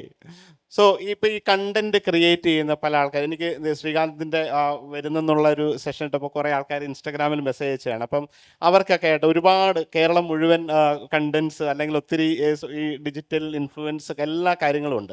അപ്പോൾ ഇത് തുടർച്ചയായിട്ട് വളരെ കൺസിസ്റ്റൻ്റ് ആയിട്ട് ചെയ്യുന്നവരാണല്ലോ ഒരാൾ സക്സസ് ആയിട്ട് എത്തുക. നമ്മൾ ഒരു വൺ ഓഫ് ടൈമിൽ, ഇപ്പം പണ്ട് ഇത്രയധികം ഫോളോവേഴ്സൊക്കെ ഉള്ളവർക്ക് ആണ് സ്ഥിരമായിട്ട് വീഡിയോ അല്ലെങ്കിൽ ലൈക്ക്, ഷെയർ, വ്യൂസ് ഒക്കെ വരിക. ഇപ്പം അങ്ങനെയൊന്നുമല്ല, വളരെ കുറച്ച് ഫോളോവേഴ്സ് ഉള്ളവർ പോലും വളരെ മികച്ച രീതിയിൽ വരികയാണ്. പക്ഷേ അതൊക്കെ ഒരു വൺ ഓഫ് ടൈം. അപ്പോൾ സ്ഥിരമായിട്ട് അല്ലെങ്കിൽ കൺസിസ്റ്റൻ്റ് ആയിട്ട് ഇതിങ്ങനെ വരുന്ന പല ആൾക്കാരുണ്ട്. അപ്പോൾ അതിന് എന്താണ് ശ്രീകാന്തിന് പറയാനുള്ളത്? നിങ്ങൾ ഇത്രമാത്രം ഒരു കോവിഡ് കഴിഞ്ഞ സമയം മുതൽ കഴിഞ്ഞ 4-5 വർഷമായിട്ട് എല്ലാ ആഴ്ചയിലും മികച്ച രീതിയിൽ കൺസിസ്റ്റൻ്റ് ആയിട്ട് അത് ചെയ്യുന്നതുകൊണ്ടാണ് ആ ഒരു രീതിയിലേക്ക് നിങ്ങൾക്ക് ഉയരാൻ പറ്റിയത്. അപ്പം ഈ മേഖലയിലേക്ക് ഇപ്പം കേരളം മുഴുവൻ മലയാളികളായിട്ടുള്ള ഒരു 10 പേരിൽ ഒരു 2 പേരും ഏതെങ്കിലുമൊക്കെ രീതിയിൽ കണ്ടൻറ്റ് ചെയ്യുന്ന ആൾക്കാരാണ്. അപ്പോൾ അവർക്ക് കൊടുക്കാൻ പറ്റുന്ന എന്താണ് ഇതിന് ഒരു സ്ഥിരമായിട്ട് നമുക്ക് അല്ലെങ്കിൽ ഒരു 10 വീഡിയോ ചെയ്ത് കഴിയുമ്പം ഏതെങ്കിലുമൊക്കെ വീഡിയോ മോശമായാൽ പിന്നീട് അതിനൊരു ഡിസപ്പോയിൻ്റ് ആയിട്ട് പിന്നീട് അത് ചെയ്യുന്നില്ല, പിന്നീട് എപ്പോഴെങ്കിലും അവരൊരു ക്രിയേറ്റീവ് ബ്ലോക്ക് വന്നു കഴിഞ്ഞിട്ട് വീണ്ടും ചെയ്യുന്നില്ല, അല്ലെങ്കിൽ പല കാരണങ്ങൾ കൊണ്ട് അത് മാറിപ്പോകും. അപ്പോൾ ഈ കൺസിസ്റ്റൻ്റ് ആയിട്ട് നിൽക്കുകയും ഈ ആശയങ്ങൾ രൂപീകരിച്ച് ഇതിനെ ചെയ്യാൻ വേണ്ടിയിട്ട് അവർക്ക് കൊടുക്കാൻ പറ്റുന്ന ഒരു മെസ്സേജ് എന്തായിരിക്കും? ഇത് ആത്മാർത്ഥമായിട്ട് ചെയ്യുക എന്നുള്ളതാണ്. നമ്മൾ ചെയ്യുന്ന കാര്യം ചെറുതാണെങ്കിലും, ഞാനിപ്പം കുറേ 5 വർഷത്തോളമായി ഇത് ചെയ്യുന്നത്. അന്ന് ചെയ്ത അതേ ഒരു എഫേർട്ട് തന്നെ ഞാൻ ഇപ്പോഴും, ചിലതൊക്കെ വർക്കാവും വർക്കാതിരിക്കും, അതിനുവേണ്ടി കൊടുക്കാറുണ്ട്. അങ്ങനെ കൊടുക്കുക എന്നുള്ളത് മാത്രമാണ് എനിക്ക് പറയാനുള്ളത്. ഇതുവരെ ഈ ഒരു കണ്ടന്റ് ഇങ്ങനെ ചെയ്ത് ഏറ്റവും ഒത്തിരി വലിയ ഷെയറും കാര്യങ്ങളൊക്കെ പോയി, അതിൻ്റെ മോണിറ്റൈസേഷൻ ബെനിഫിറ്റ് ഉണ്ടാവും. അത് കഴിഞ്ഞ് പല പല ബ്രാൻഡുകൾ നിങ്ങളെ അപ്രോച്ച് ചെയ്തിട്ടുണ്ട്, ഒത്തിരി പ്രൊമോഷൻ വീഡിയോകൾ വരാറുണ്ട്. അതിൻ്റെ എല്ലാം ഒരു ബെനിഫിറ്റ് സൈഡ് ആയിട്ടുണ്ട്. അപ്പോൾ ഈ ഒരു സംഭവങ്ങളൊക്കെ ചെയ്തതിൻ്റെ ഒരു റിസൾട്ട് എന്ന് പറഞ്ഞ പോലുള്ളൊരു അതിന് നെക്സ്റ്റ് ലെവലിലേക്ക് സിനിമയിലേക്കുള്ള ഒരു അവസരം ഡയറക്റ്റ്ലി അല്ല നിങ്ങൾക്കൊരു അഭിനയിക്കാൻ വളരെ ആശയം ഉണ്ടായിട്ടാണ് അല്ലെങ്കിൽ അത് ആ ഒരു ആഗ്രഹം ഉണ്ടായിട്ടാണ് തിരിച്ച് ജോലിയൊക്കെ കളഞ്ഞ് നാട്ടിലേക്ക് വരികയും പിന്നീട് അമ്മയ്ക്കുൾപ്പെടെ സിനിമയിലേക്ക് ഒരുമിച്ച് അഭിനയിക്കാനൊക്കെ പറ്റിയിട്ടുണ്ട്. അപ്പോൾ ഇതിൻ്റെ ഒരു നെക്സ്റ്റ് ലെവൽ അല്ലെങ്കിൽ ഇനി എന്താണ് ശ്രീകാന്ത് വെട്ടിയാറുടെ ആഗ്രഹങ്ങളും കാര്യങ്ങളും ഒക്കെ ഈ ഒരു രീതിയിൽ നിന്ന് പോയിട്ട്? എനിക്ക് ഒരു സിനിമ സ്ക്രിപ്റ്റ് എഴുതി ഡയറക്റ്റ് ചെയ്യണമെന്നാണ് ആഗ്രഹം. ഓക്കെ, അതൊരു ചളിപ്പടമായിരിക്കുമോ അതല്ലേ സീരിയസ് പടമായിരിക്കും, എന്തായിരിക്കും? ചളി ചളി. ചളി, അതെ. അതെങ്ങനെയാണ് ഇത് ശരിക്കും ഉണ്ടാവുന്നത്? തമാശകൾ ഇങ്ങനെ കാരണം നിങ്ങളുടെയൊക്കെ വീഡിയോ കാണുമ്പോൾ നമ്മൾ ആ കമന്റിൽ കൂടെ കൂടുതൽ ആളുകൾ ചിരിക്കുന്ന ചളി ഒരു കാലഘട്ടമാണ്. ഈ ചളി എന്ന് പറഞ്ഞാൽ സേഫാ. ആ. വർക്കായില്ലെങ്കിൽ ചളിയായിട്ട് പൊക്കോളും, വർക്കായാൽ ഗുണം വർക്കായാൽ ഗുണമായിരിക്കും. അതാകുമ്പോ അതിന്റെ ടെൻഷൻ ഇല്ല. ഓക്കെ, അപ്പൊ ഇനി നമ്മൾ കൂടുതൽ കുറച്ച് നേരം ഒത്തിരി ആൾക്കാർക്ക് ചോദ്യങ്ങളൊക്കെ ഉണ്ടാവാം. നമുക്ക് പ്രേക്ഷകരുടെ ഇടയിൽ നിന്ന് ശ്രീകാന്തിനോട് ചോദിക്കാൻ. എന്നോടല്ല, പുള്ളിയോട് ചോദിക്കണേ, എനിക്ക് ടെൻഷനാവും. സാർ ഞാൻ ചോദിക്കുന്നത് എങ്ങനെയായിരുന്നു ഒരു സോഷ്യൽ സപ്പോർട്ട്? ഇപ്പോഴത്തെ അല്ല, ആദ്യം ഈ ഒരു സംഭവമൊക്കെ തുടങ്ങുമ്പോൾ ഇങ്ങനെ കണ്ടന്റിലേക്ക് കടക്കുന്നതിൻ്റെ മുന്നിലുള്ള ആദ്യത്തെ ഒരു 2-3 വീഡിയോസ് ഒക്കെ ചെയ്യുന്ന ആദ്യത്തെ ഒരു സോഷ്യൽ സപ്പോർട്ട് എങ്ങനെയായിരുന്നു? ഇപ്പൊ പിന്നെ എല്ലാവരും പിന്നാലെ കൂടുന്നുണ്ടാവും. ഈ ആദ്യത്തെ ഒരു സോഷ്യൽ സപ്പോർട്ട് എങ്ങനെയായിരുന്നു? ആദ്യത്തെ സോഷ്യൽ സപ്പോർട്ട് ഞാൻ അതിനെപ്പറ്റി ശ്രദ്ധിച്ചിട്ടില്ല. ആദ്യം നമ്മൾ ഈ കോഡായതുകൊണ്ട് വീഡിയോ ചെയ്യായിരുന്നു. പതിയെയാണ് അതിൽ ആദ്യമൊക്കെ എടുത്തുകൊണ്ട് പോടാ, നിർത്തടാ നിന്റെ ചളി, ഇതൊക്കെയായിരുന്നു കമന്റ്. പിന്നെ അതിൽ ആളുകൾ ഇങ്ങനെയുള്ള ഒരു പെട്ടെന്നുള്ള ഒരു തമാശ വേറെ രീതിയിൽ മനസ്സിലാവാത്ത രീതിയിൽ അത് അക്സെപ്റ്റ് ചെയ്യാത്തതിന്റെ കുഴപ്പം അങ്ങനെയൊക്കെ ഉള്ളൊരു. അങ്ങനെ കുഴപ്പമില്ല, ചിലർക്ക് ഇഷ്ടപ്പെടുമല്ലോ. അതെ. നമ്മളിപ്പോൾ പലതരം വീഡിയോസ് ആയിരിക്കുമല്ലോ കാണുന്നത്. ചിലർക്ക് ചളി കേൾക്കാൻ താല്പര്യമുള്ളവരുണ്ടാവും, താല്പര്യമില്ലാത്ത. ആദ്യം ഭയങ്കര അങ്ങനെ ഉണ്ടായിരുന്നു. പിന്നെ പൊതുവെ ഞാനിത് ചെയ്തുകൊണ്ടിരുന്നു. അപ്പോൾ ഇവർക്ക് മനസ്സിലായി ഇവനിത് നിർത്തില്ല എന്ത് പറഞ്ഞാലും. അങ്ങനെയാണെന്ന് തോന്നുന്നു അത് കുറഞ്ഞത്. ഓക്കെ, നമുക്ക് ശരിയാണെന്ന് തോന്നുക ചെയ്തുകൊണ്ടിരിക്കുക, അതേ ഉള്ളൂ. എൻ്റെ പേര് രഞ്ജിത, ടീച്ചറാണ്. എൻ്റെ ക്വസ്റ്റ്യൻ ഷെഫ് പിള്ളേനോടാണ്. ഫിഷ് നിർവ്വാണ പോലുള്ള ഒരു സിഗ്നേച്ചർ ഐറ്റം ഇൻട്രൊഡ്യൂസ് ചെയ്യുന്ന സമയത്ത് സാറിന് എന്തായാലും ഒരു പെർസെപ്ഷൻ ഉണ്ടാവാം, this will be A hit. അപ്പോൾ അത് അത്രയും ഒരു സീക്രട്ട് ആയിട്ട് കീപ്പ് ചെയ്യാതെ ഇത്രയും ഓഡിയൻസിലേക്ക് അതെത്തി എല്ലാ ഇൻഗ്രീഡിയൻറ്റും പറഞ്ഞുകൊണ്ട് അങ്ങനെ ചെയ്യാൻ തോന്നുന്നത് എന്തുകൊണ്ടാണ്? Or why you didn't go the എല്ലാവരും ചെയ്യുന്ന ആ രീതിയിലൂടെ ഒരു സ്വന്തം ഡിഷായി അത് വെക്കാത്തത് എന്തുകൊണ്ടായിരുന്നു? അത് ഒരുപാട് പേര് ചോദിക്കുന്ന ഒരു കാര്യമാണ്. അപ്പോൾ അത് ആ ഒരു രീതിയിൽ അത് ഷെയർ ചെയ്തുകൊണ്ടാണ് അതിന് ഇത്രയും ഒരു ലൈഫ് ഉണ്ടായി, അല്ലെ അത് ഇത്രയധികം ആൾക്കാർ ആ ഒരു കോവിഡ് സമയത്ത് ഇത് പണ്ട് ഉണ്ടായിരുന്ന ഒരു റെസിപ്പി മാത്രമാണ്. അത് ഞാൻ കുറച്ച് എൻ്റെതായ രീതിയിൽ അതിനെ ഇമ്പ്രൂവ് ചെയ്തു അല്ലെങ്കിൽ ഡെവലപ്പ് ചെയ്തു എന്നത് മാത്രമാണ്. അപ്പോൾ കോവിഡ് ടൈമിൽ ആ ഒരു റെസിപ്പി ഷെയർ ചെയ്യുകയും അതെല്ലാ വീടുകളിലും എപ്പോഴും ലഭ്യമായ കുറേ മിനിമം 5 ഇൻഗ്രീഡിയൻസ് കൊണ്ട് ഉണ്ടാക്കുന്ന ഒരു വിഭവം ആയതുകൊണ്ട് വളരെ പോപ്പുലറായിട്ട് ഉണ്ടാക്കി. അത് ഷെയർ ചെയ്ത കാരണമാണ് അതിന് എനിക്ക് തോന്നുന്നത് ഇത്രയും മാത്രം ആളുകൾ അത് കാണുകയും ഇത്രമാത്രം ആളുകൾ കഴിക്കുകയും ഇത്ര റെസ്റ്റോറൻറ്റ്സിൽ ഇപ്പോൾ പോലും ആളുകൾ നമ്മളിപ്പോൾ അതിനെക്കുറിച്ചൊന്നും ഞാൻ നിർവ്വാണയെക്കുറിച്ച് പറയാറ് കൂടിയില്ല, എനിക്ക് തന്നെ ഒരു മോശമായിട്ട്. എന്നാൽ പോലും ഇപ്പോഴത്തെ ഒരു ഡാറ്റ എടുത്താലും ഒരു 100 പേര് വന്നാൽ 50 പേരും അത് തന്നെയാണ് കഴിക്കുന്നത്. അപ്പോൾ ആ ഒരു എന്തോ ഒരു മാജിക് അതിനകത്ത് സംഭവിച്ചു. അത് ഷെയർ ചെയ്തത് ഇപ്പോൾ നമ്മുടെ ഒരു റെസിപ്പി വേണമെങ്കിൽ എൻ്റെ അടുത്തൊക്കെ ഈ പറഞ്ഞ പോലെ പല ഷെഫുമാരൊക്കെ അവരുടെ സിഗ്നേച്ചർ ഡിഷായിട്ട് അവരുടെ ഒരു സിഗ്നേച്ചർ സീക്രട്ട് റെസിപ്പി ആയിട്ട് അതിൻ്റെ ഒരു മെയിൻ ഇൻഗ്രീഡിയൻസോ അല്ലെങ്കിൽ കാര്യങ്ങളൊക്കെ മാറ്റി വെച്ച് യൂണിക്കായിട്ടൊക്കെ കൊണ്ടുപോകാം. പക്ഷേ അത് പോപ്പുലർ ആയതും ആളുകൾക്കത് എനിക്കതൊരു പബ്ലിക്കായിട്ട് വിട്ടു കൊടുത്തത് ഏറ്റവും നന്നായി എന്നുള്ള ഒരു അനുഭവമാണ്. അപ്പോൾ അത് കാലങ്ങളോളം പല റെസ്റ്റോറൻറ്റ്സുകളിലും മറ്റുള്ളവരും എല്ലാവരും ഇന്നും പല രാജ്യങ്ങളിലൊക്കെ ആദ്യമായിട്ട് ഉണ്ടാക്കി കഴിച്ചവരൊക്കെ എനിക്കിത് ഫോട്ടോ എടുത്ത് അയച്ചു തരും, ഞാനിന്നത് ഉണ്ടാക്കി. അപ്പോൾ അത് കേൾക്കുമ്പോൾ നമുക്ക് ഒരു സന്തോഷമാണ്. റീൽസ് എല്ലാം കാണാറുണ്ട്. Thank you. അപ്പം ഈ സോഷ്യൽ മീഡിയയിൽ നമ്മളൊരു റീൽസ് ഇട്ട് കഴിഞ്ഞാൽ അതിൽ നെഗറ്റീവ് കമൻസും പോസിറ്റീവ് കമൻസും ഉണ്ടാവും. ഇന്നലെ ഒരു സെഷനിൽ അഖിൽ പി ധർമ്മജൻ്റെ സെഷൻ കണ്ടിരുന്നു. അപ്പോൾ അതിൽ നെഗറ്റീവ് കമൻസ് അവരെ മാനസികമായി വളരെയധികം വിഷമിപ്പിച്ചിട്ടുണ്ടായിരുന്നു എന്ന് പറഞ്ഞു. അപ്പോൾ ഈ നെഗറ്റീവ് കമൻസിനെ സോഷ്യൽ മീഡിയയിൽ എങ്ങനെ നേരിടുന്നു? ആദ്യമൊക്കെ ഭയങ്കര വിഷമമായിരുന്നു, പിന്നെ സ്ഥിരമായിട്ട് കിട്ടുമ്പം ശീലമാവും. പിന്നെ നമ്മൾ ഇതിൻ്റെ ഒരു തീവ്രത കുറഞ്ഞാണ് എനിക്ക് വന്നത്. പിന്നെ നമ്മളിത് പിന്നെ ആദ്യമൊക്കെ ഒരു 10 കമൻ്റൊക്കെ വരത്തുള്ളായിരുന്നു. അത് നമ്മൾ എല്ലാം ഇരുന്ന് വായിച്ചു നോക്കുമായിരുന്നു. പിന്നെ എനിക്കിത് നമുക്ക് ആദ്യം ഭയങ്കര ബുദ്ധിമുട്ടായിരുന്നു. പിന്നെ ബുദ്ധിമുട്ട് കുറഞ്ഞു വന്നതായിട്ടാണ് തോന്നിയിട്ടുള്ളത്. പിന്നെ ഇപ്പൊ മൈൻഡ് ചെയ്യാറില്ല. അങ്ങനെയാണ് അത് മാറി വന്നത്. ആദ്യം ഭയങ്കര വിഷമമായിരുന്നു. എല്ലാ ഈ കണ്ടന്റ് ക്രിയേറ്റേഴ്സ്, ഇപ്പൊ കണ്ടന്റ് ക്രിയേറ്റേഴ്സ് എന്നല്ല, ഈ ഒരു നെഗറ്റിവിറ്റി കമന്റ്സ് നമ്മുടെ ഒരു ലൈഫിന്റെ പാർട്ട് ആൻഡ് പാഴ്സലായിട്ട് മാറിയിട്ടുണ്ട്. അപ്പൊ അതൊക്കെ ഓർത്ത് ഒരു മെസ്സേജ് കണ്ടാൽ, ഒരു നെഗറ്റീവ് മെസ്സേജ് കണ്ടാൽ ഒരു ദിവസം മുഴുവൻ വിഷമിച്ചിരിക്കുന്ന ആൾക്കാരെ നമുക്കറിയാം. ഒരാഴ്ച ട്രോമയിലും ഡിപ്രഷൻ ആവുന്ന ആൾക്കാരൊക്കെ ഉണ്ട്. അപ്പൊ അത് ആദ്യമായിട്ടൊക്കെ കേൾക്കുമ്പോഴാണ്, ഇതുപോലെ കുറേ തവണ കേൾക്കുമ്പോൾ അതൊക്കെ നോർമൽ ആവും. അപ്പോൾ നിങ്ങളെല്ലാവരും ഇപ്പോൾ ലൈഫിൽ ഏതെങ്കിലും ഒരു ലെവലിലേക്ക്, ഒരു പബ്ലിക് ഫിഗറിലോട്ടോ അല്ലെങ്കിൽ മറ്റെന്തെങ്കിലും ഒരു കാര്യം ചെയ്യാനായിട്ട് മറ്റുള്ളവർ ചെയ്യാത്ത കാര്യങ്ങൾ ചെയ്യുമ്പോഴാണ് കമൻസുകൾ വരിക. അത് പോസിറ്റീവും നെഗറ്റീവും ഒക്കെ ഉണ്ടാവുന്നതാണ്. അപ്പോൾ നെഗറ്റീവ് കമൻസ് വരുമ്പോൾ അതിൽ വിഷമിക്കുന്ന കുറേ ആൾക്കാരെ എനിക്ക് പേഴ്സണലി അറിയാം. കാരണം ഇതിനകത്തൊക്കെ ഉള്ള ആൾക്കാർ. അപ്പോൾ അതൊന്നും ഒരു ഭാഗമല്ല. നിങ്ങളതിനെ ഇത് ഒരു നെഗറ്റീവ് കമൻറ്റ് വരുമെന്നും പറഞ്ഞ് ടാലൻ്റ് ഉള്ള ആൾക്കാർ ചെയ്യാതിരിക്കുന്നവരെ പോലും നമുക്കറിയാം. അപ്പോൾ അതൊന്നും വേണ്ട, അതിനൊന്നും കാര്യമില്ല. ഇതിൻ്റെ ഒരു പാർട്ട് ആൻഡ് പാഴ്സലാണ്. അപ്പോൾ ഇതിൻ്റെ ബെനിഫിറ്റായിട്ട് എത്രയോ അധികം അപ്രിസിയേഷൻ ചെയ്യുന്ന ആൾക്കാർ നമ്മുടെ ഇടയിലുണ്ട്. എത്രയോ പേര് സപ്പോർട്ട് ചെയ്യുന്നവരുണ്ട്. ഒരുപക്ഷെ പോസിറ്റീവ് നെഗറ്റീവ് അല്ലാണ്ട് പറയാണ്ട് കണ്ടുകൊണ്ടിരുന്ന് നമ്മളെ സപ്പോർട്ട് ചെയ്യുന്ന വലിയൊരു സമൂഹമുണ്ട്. അപ്പോൾ കുറേ ആൾക്കാർ ഡെഫിനറ്റ്ലി അതിനെ നെഗറ്റീവായിട്ട് പറയുന്നുണ്ട്. അപ്പോൾ ഒരിക്കലും നെഗറ്റീവ് വരും എന്ന് കരുതി വിഷമിച്ചിരിക്കേണ്ട ഒരു കാര്യമില്ല. നിങ്ങൾക്ക് മറ്റുള്ളവർ ചെയ്യാൻ പറ്റാത്ത കാര്യങ്ങളോ നിങ്ങൾക്കുള്ളിൻ്റെ ഉള്ളിൽ എന്തെങ്കിലുമൊക്കെ ചെയ്യാൻ പറ്റുമെന്നുണ്ടെങ്കിൽ ചെയ്യുക എന്നുള്ളത് മാത്രമാണ്. ഒരു കാര്യം പറയട്ടെ, ഞാൻ അതിനെ നോർമലൈസ് ചെയ്ത് പറഞ്ഞതല്ല കേട്ടോ. ഞാൻ അങ്ങനെ നേരിടുന്നത്. കാരണം ഇതുകൊണ്ട് ഭയങ്കരമായിട്ട് ബുദ്ധിമുട്ട് നേരിടുന്ന ആളുകളുണ്ട്. അപ്പോൾ നമ്മുടെ ഒരു മാനസികാരോഗ്യമായിരിക്കത്തില്ല വേറൊരാളുടെ. നമ്മൾ ചെറുപ്പം മുതൽ അങ്ങനെ ഡീൽ ചെയ്ത് വന്നതുകൊണ്ട് എനിക്കത് അങ്ങനെ മാറ്റിയെടുക്കാൻ പറ്റി. കാരണം ഇത് കാരണം നിർത്തിപ്പോയ ആളുകൾ വരെ ഉണ്ട്. അങ്ങനെ തീർച്ചയായിട്ടും ഈ പറഞ്ഞത് വലിയൊരു പോയിന്റാണ്. ഈ കണ്ടന്റ് ക്രിയേഷനൊക്കെ വരുമ്പം എത്രയോ ഞാൻ വെറും ഫുഡിൻ്റെ റെസിപ്പി മാത്രം ഇട്ട ഒരാളാണ്. നമുക്കിപ്പം റെസിപ്പി ഇട്ട് അല്ലാതെ വേറെ മറ്റുള്ള കാര്യങ്ങളില്ലാത്തവർക്ക് പോലും ഇങ്ങനെയൊക്കെയുള്ള കാര്യങ്ങൾ വരുമ്പം ഒരു അഭിപ്രായം പറയുന്ന, അല്ലെങ്കിൽ ഒരു നിലപാട് വ്യക്തമാക്കുന്ന, അല്ലെങ്കിൽ മറ്റെന്തെങ്കിലും ഒരു കാര്യത്തിനെ വിമർശിക്കുന്നവർക്ക് ഇതിൻ്റെ എത്രയോ ഇരട്ടി വരാവുന്നതാണ്. അപ്പം വെറും ഒരു റെസിപ്പി ഇട്ട വേറെ ആരെയും ബാധിക്കാത്ത കാര്യം ഇടുന്നവരെ പോലും നെഗറ്റീവായിട്ടുള്ള വരുന്ന ഒരു കാലഘട്ടത്തിൽ ഇപ്പം മറ്റുള്ളവർക്ക് തീർച്ചയായിട്ടും വരും. അപ്പം അതൊന്നും ഒരിക്കലും ഒരു കാര്യമാക്കരുത് എന്നാണ് എനിക്ക് അതെ. ഞാൻ ആദ്യമായിട്ട് ഏതോ ഒരു ബ്രാൻഡഡ് ഷർട്ട് ഇട്ട സമയത്ത് അപ്പം നിങ്ങൾ നശിച്ചു അല്ലേ എന്ന് അങ്ങനെ ഒരു കമന്റ് വരെ വന്നിട്ടുണ്ട്. അതിനിപ്പോ എന്താ പറയാൻ. ഹലോ ഏട്ടാ, നമസ്കാരം. എൻ്റെ ചോദ്യം ശ്രീകാന്ത് ഏട്ടനോടാണ്.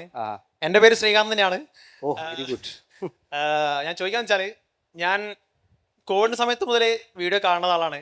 അപ്പം ചോദിക്കാന്ന് വെച്ചാൽ, നമ്മൾ സ്റ്റാർട്ടിങ്ങിൽ ഒരു വീഡിയോ ഉണ്ടായിരുന്നു, മറ്റൊരു റാപ്പ് സോങ്, പെട്ടെന്നോടണോ സ്പീഡിൽ എല്ലാം എന്താ തരട്ടുള്ളേ.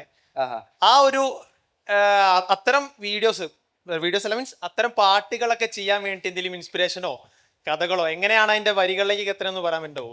അത് ചെയ്യാൻ കാരണം ഓൾറെഡി എൻ്റെ ഫ്രണ്ട്സ് കുറച്ച് പേര് ഈ റാപ്പ് സോങ് ഒക്കെ ട്രൈ ചെയ്യുന്നുണ്ടായിരുന്നു. അപ്പോൾ അവരൊരു ദിവസം ഇങ്ങനെ അവരുടെ സ്റ്റുഡിയോ പോലെ ഒരു പരിപാടി ഉണ്ടായിരുന്നു. അപ്പോൾ അവിടെ ഞാൻ ചെന്നപ്പം അവരിങ്ങനെ അത് സെറ്റ് ചെയ്തുകൊണ്ടിരുന്നപ്പോൾ ഞാൻ ഇങ്ങനെ നോക്കിയപ്പോൾ എന്നോട് പറഞ്ഞത്, ഇത് നിങ്ങളുടെ പരിപാടിയല്ല, ഇത് വേറൊരു പരിപാടിയാന്ന് പറഞ്ഞു.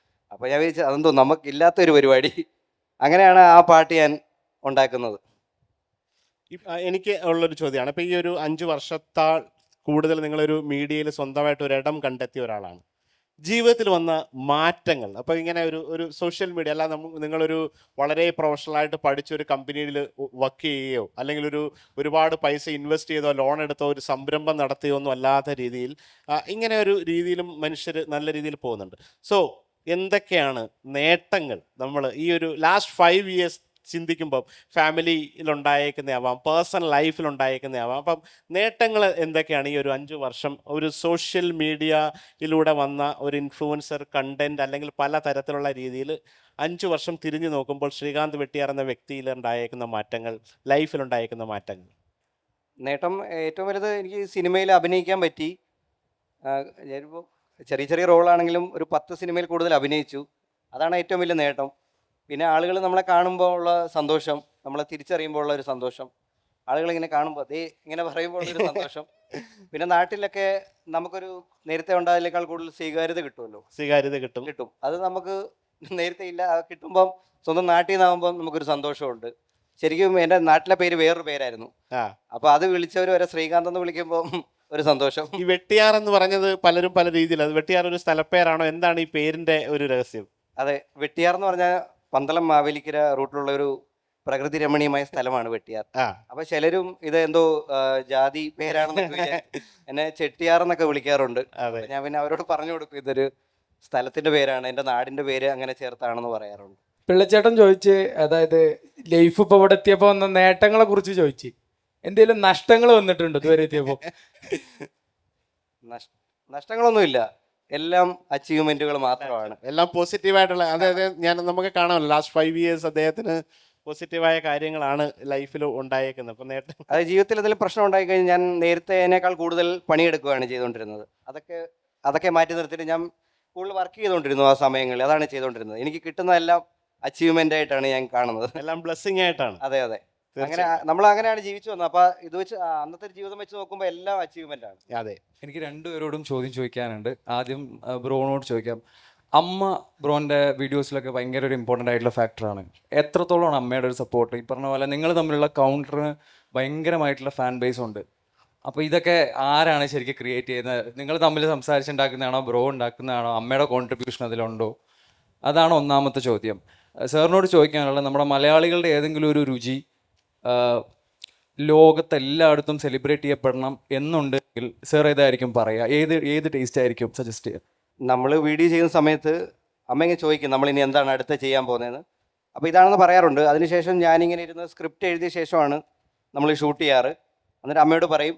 അമ്മയുടെ ശൈലി പറയുമ്പോഴാണ് അതിൻ്റെ ഒരു അമ്മ എങ്ങനെയാണ് പറയുന്നതെന്ന് ഓർത്തിട്ടാണ് ഞാൻ അതിൻ്റെ സ്ക്രിപ്റ്റ് റെഡിയാക്കാറ്. അങ്ങനെയാണ് ചെയ്യുന്നത്. അമ്മ ചില കാര്യങ്ങളൊക്കെ അങ്ങനെ പറയാറുണ്ട്. അമ്മയുടെ വീട് ശരിക്കും കൊല്ലത്താണ്. ഇപ്പോൾ അമ്മ കൊല്ലവും ആലപ്പുഴയുടെ മിക്സായി കിടക്കുന്നതുകൊണ്ട് പുതിയതായിട്ടുണ്ടാക്കിയ ഒരു സ്ലാങ്ങിലാണ് അമ്മ സംസാരിക്കുന്നത്. അപ്പം അങ്ങനെയാണ് ചെയ്യാറ്. സ്ക്രിപ്റ്റ് ഞാൻ എഴുതിയിട്ട് അതപ്പോൾ നമുക്ക് ഷൂട്ട് ചെയ്യാനുള്ള ഒരു എളുപ്പത്തിന് സ്ക്രിപ്റ്റ് എഴുതിയാണ് ഷൂട്ട് ചെയ്യാറ്. എന്നോടുള്ള ചോദ്യം, കേരളത്തിലെ ഭക്ഷണം അല്ലെങ്കിൽ ലോകം മുഴുവൻ എത്തുക എന്നുള്ള ഒരു ആഗ്രഹത്തോടിന് വേണ്ടിയിട്ട് പ്രയത്നിക്കുന്ന ഒരാളാണ്. കാരണം നമുക്കറിയാം നമ്മുടെ രുചി എന്തുമാത്രം വ്യത്യസ്തമാണ്. ഇപ്പോൾ ആരെടുത്തും ലോകത്തെ മറ്റുള്ള ഭക്ഷണത്തെക്കുറിച്ച് പറയേണ്ട കാര്യമില്ല. പ്രത്യേകിച്ച് കോഴിക്കോടുള്ളവരോട് ഭക്ഷണത്തെക്കുറിച്ച് കൂടുതൽ പറഞ്ഞു കൊടുക്കേണ്ട കാര്യം പോലുമില്ല. അപ്പം എൻ്റെ ഒരു പേഴ്സണൽ ഒപ്പീനിയനിൽ നമുക്ക് ലോകത്തിൻ്റെ മുമ്പിൽ കൊണ്ടുവയ്ക്കാൻ പറ്റിയത് നമ്മളുടെ സദ്യ തന്നെയാണ് ഏറ്റവും ആദ്യം.